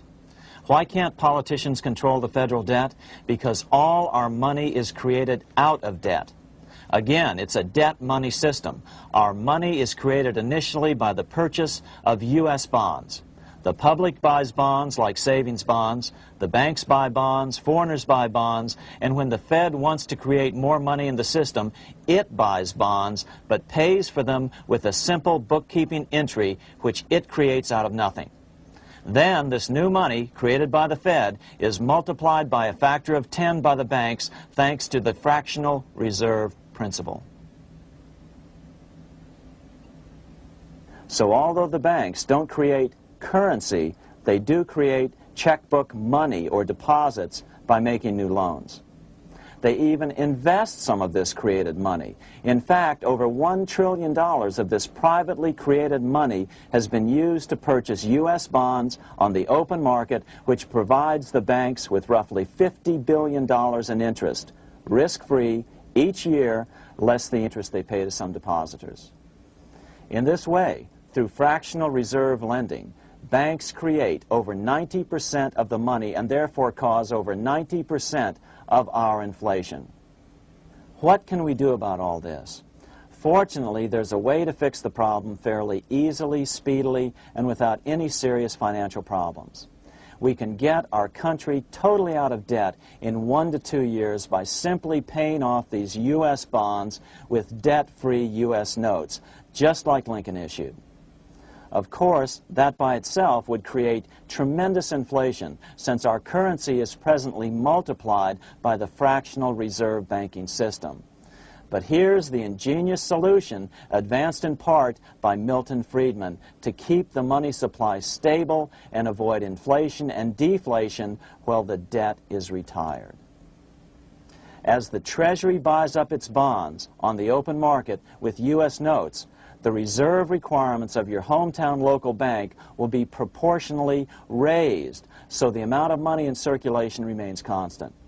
As those holding bonds are paid off in U.S. notes, they will deposit this money, thus making available the currency then needed by the banks to increase their reserves. Once all the U.S. bonds are replaced with U.S. notes, banks will be at 100% reserve banking instead of the fractional reserve system currently in use.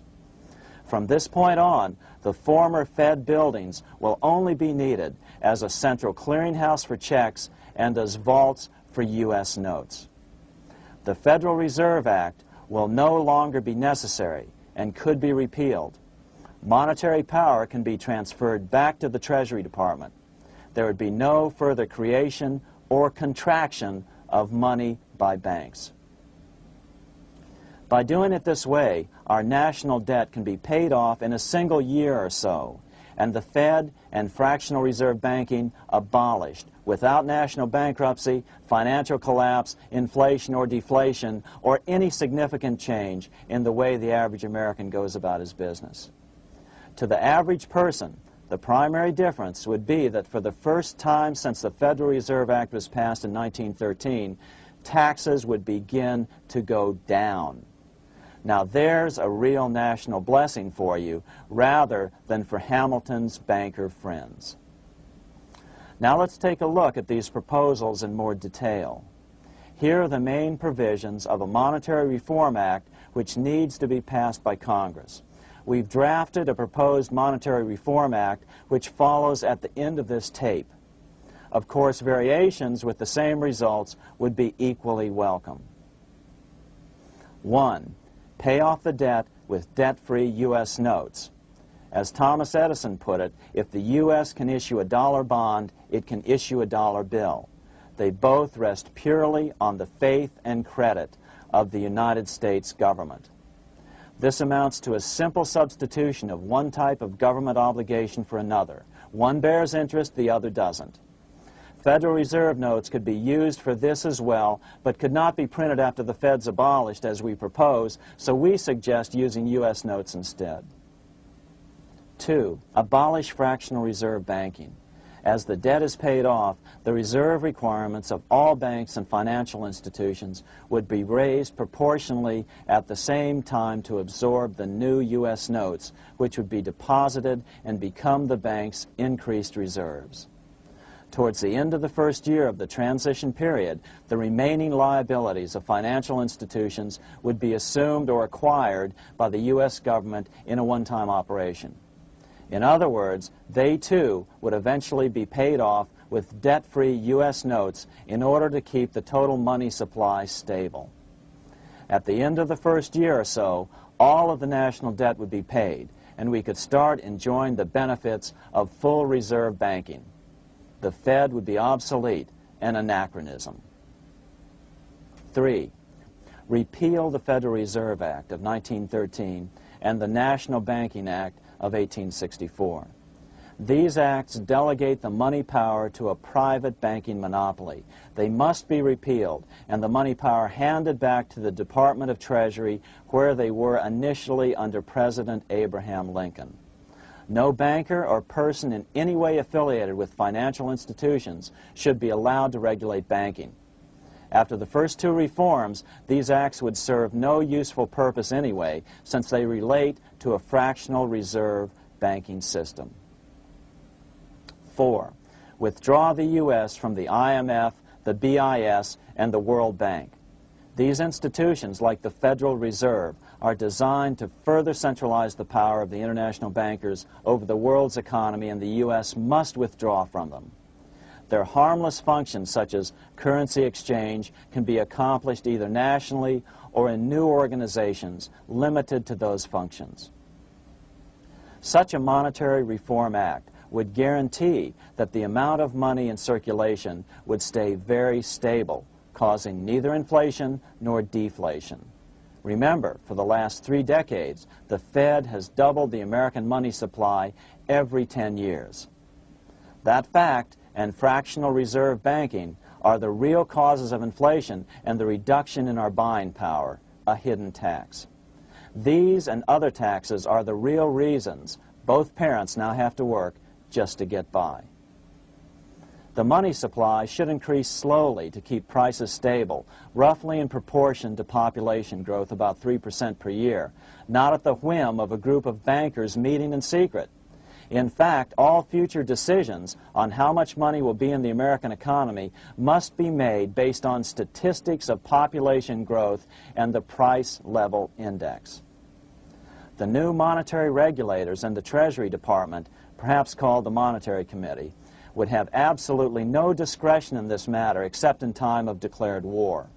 This would ensure a steady, stable money growth of roughly 3% per year, resulting in stable prices and no sharp changes in the money supply.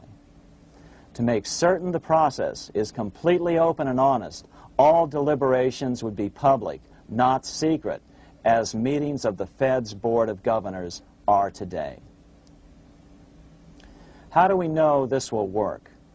Because these steps remove the 2 major causes of economic instability, the Fed and fractional reserve banking, and the newest one as well, the BIS, Bank of International Settlements. But most importantly, the danger of a severe depression would be eliminated.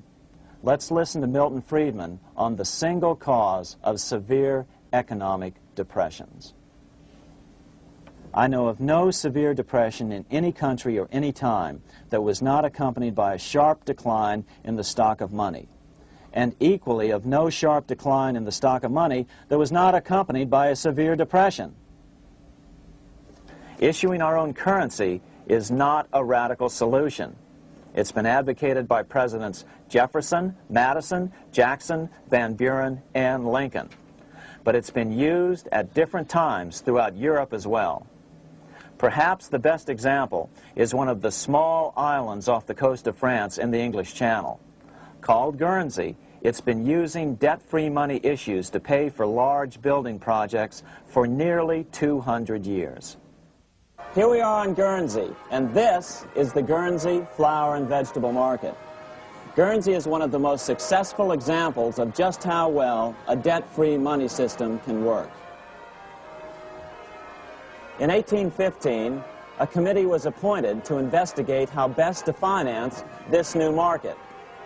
The impoverished island could not afford more new taxes, so the state's fathers decided to try a revolutionary idea: issue their own paper money. They were just colorful paper notes, backed by nothing, but the people of this tiny island agreed to accept them and trade with them. To be sure they circulated widely, they were declared to be good for the payment of taxes. Of course, this idea was nothing new. It was exactly what America had done before the American Revolution, and there are many other examples throughout the world. But it was new to Guernsey, and it worked miracles. This market is still in use, and remember, it was built for no debt to the people of this island state. But what if we follow Guernsey's example? How would the bankers react to these reforms? Certainly the international bankers' cartel will oppose reforms that do away with their control of the world's economies as they have in the past. But it is equally certain that Congress has the constitutional authority and responsibility to authorize the issuance of debt-free money, U.S. notes, and to reform the very banking laws it ill-advisedly enacted. Undoubtedly, the bankers will claim that issuing debt-free money will cause severe inflation or make other dire predictions. But remember, it is fractional reserve banking which is the real cause of over 90% of all inflation, not whether debt-free U.S. notes are used to pay for government deficits. In the current system, any spending excesses on the part of Congress are turned into more debt bonds, and the 10% purchased by the Fed are then multiplied many times over by the bankers, causing over 90% of all inflation. Our fractional reserve and debt-based banking system is the problem. We must ignore its inevitable resistance to reform and remain firm until the cure is complete. As the director of the Bank of England in the 1920s, Sir Josiah Stamp put it, referring to this modern fractional reserve banking system, "Banking is conceived in iniquity and born in sin. Bankers own the earth. Take it away from them, but leave them the power to create money and control credit, and with the flick of a pen, they will create enough money to buy it back again. Take this great power away from the bankers, and all great fortunes like mine will disappear, and they ought to disappear, for this would be a better and happier world to live in.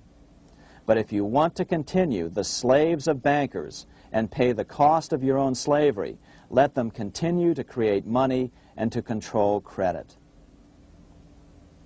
Americans are slowly figuring this out.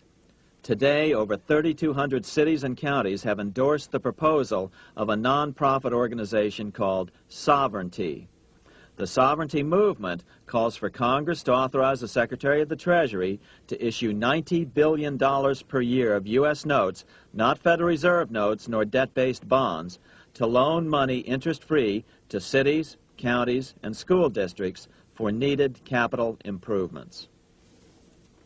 Remarkably, and to their praise, the Community Bankers Association of Illinois, representing 515 member banks, has endorsed this sovereignty proposal, a good step in the right direction. As Milton Friedman has repeatedly pointed out, no severe depression can occur without a severe contraction of money. In our system, only the Fed, the Bank of International Settlements, with U.S. bankers' cooperation, or a combination of the largest Wall Street banks could cause a depression. In other words, our economy is so huge and resilient, a depression just can't happen by accident. Unless we reform our banking system, they will always have that power. They can pull the plug on our economy anytime they choose. The only solution is to abolish the Fed and the fractional reserve banking system and withdraw from the BIS. Only that will break the power of the international bankers over our economy. And keep in mind, a stock market crash itself cannot cause a severe depression. Only the severe contraction of our money supply can cause a severe depression. The stock market crash of 1929 only wiped out market speculators, mostly the small to medium ones, resulting in $3 billion in wealth changing hands. But it served as a smokescreen for a 33% contraction in credit by the Fed over the next 4 years, which resulted in over $40 billion in wealth from the American middle class being transferred to the big banks. Then, despite impotent howls of protest from a divided Congress, the independent Fed kept the money supply contracted for a full decade. Only World War II ended the terrible suffering the Fed inflicted on the American people. In a depression, the remaining wealth of the debt-burdened American middle class will be wiped out by unemployment, declining wages, and the resulting foreclosures.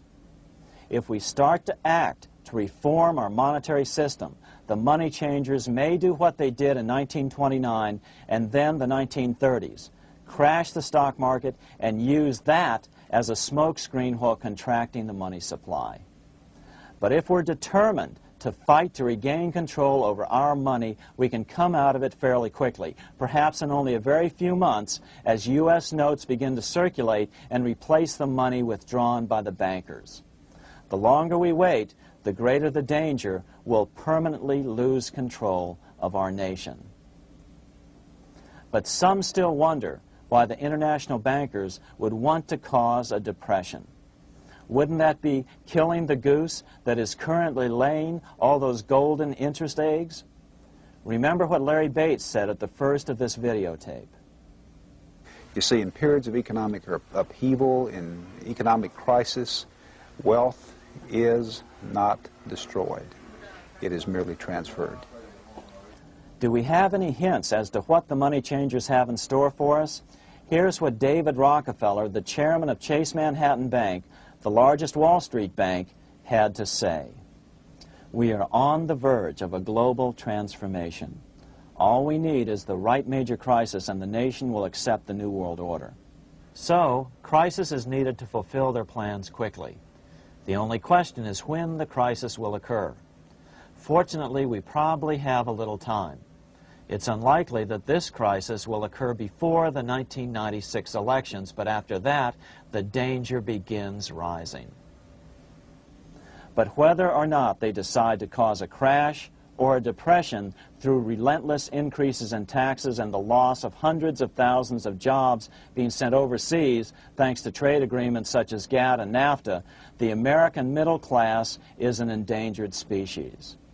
Cheaper labor, including slave labor in Red China, which Harry Wu has heroically documented, is being used to compete with American labor. In other words, money is being consolidated in fewer and fewer hands as never before in the history of this nation or the world. Without reform, the American middle class will soon be extinct, leaving only the very rich few and the very many poor, as has already occurred in most of the world. We've been warned of all this by congressmen, presidents, industrialists, and economists down through the years. Religious leaders, too, have seen the danger. About 1898, during the time of William Jennings Bryan, Pope Leo XIII put it this way. On the one side, there is the party which holds the power because it holds the wealth, which has in its grasp all labor and all trade, which manipulates for its own benefit and its own purposes all the sources of supply, and which is powerfully represented in the councils of state itself. On the other side, there is the needy and powerless multitude, sore and suffering. Rapacious usury, which, although more than once condemned by the Church, is nevertheless under a different form, but with the same guilt, still practiced by avaricious and grasping men, so that a small number of very rich men have been able to lay upon the masses of the poor a yoke little better than slavery itself. More recently, during America's Great Depression, Pope Pius XI spoke of the same problem. In our days, not alone is wealth accumulated, but immense power and despotic economic domination is concentrated in the hands of a few. This power becomes particularly irresistible when exercised by those who, because they hold and control money, are able also to govern credit and determine its allotment. For this reason, supplying, so to speak, the lifeblood to the entire economic body and grasping, as it were, in their hands the very soul of the economy, so that no one dare breathe against their will. Educate your friends. Our country needs a solid group who really understand how our money is manipulated and what the solutions really are. Because if a depression comes, there will be those who call themselves conservatives who will come forward advancing solutions framed by the international bankers. Beware of calls to return to a gold standard. Why? Simple, because never before has so much gold been so concentrated outside of American hands. And never before has so much gold been in the hands of international governmental bodies such as the World Bank and International Monetary Fund. A gold-backed currency usually brings despair to a nation, and to return to it would certainly be a false solution in our case. Remember, we had a gold-backed currency in 1929 and during the first 4 years of the Great Depression. Likewise, beware of any plans advanced for a regional or world currency. This is the international bankers' Trojan horse.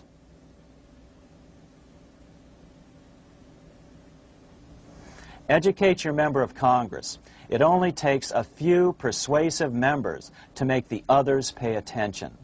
Most congressmen just don't understand the system. Some understand it, but are so influenced by bank-packed contributions that they ignore it, not realizing the gravity of their neglect. We hope we've made a valuable contribution to the national debate on monetary reform. It remains for each man to do his duty, consistent with his state in life. May God give us the light to help reform our nation and ourselves. We say ourselves because ultimately vast multitudes of men are going to be driven more and more to desperation by the accumulation of the world's wealth in fewer and fewer hands. Men will tend to become like their oppressors, selfish and greedy. Rather, let's keep in mind during this period of reform a warning not to lose sight of greater things. As Pope Pius XI put it, "For what will it profit men that a more prudent distribution and use of riches make it possible for them to gain even the whole world, if thereby they suffer the loss of their own souls? What will it profit to teach them sound principles in economics, if they permit themselves to be so swept away by selfishness, by unbridled and sordid greed, that hearing the commandments of the Lord, they do all things contrary?"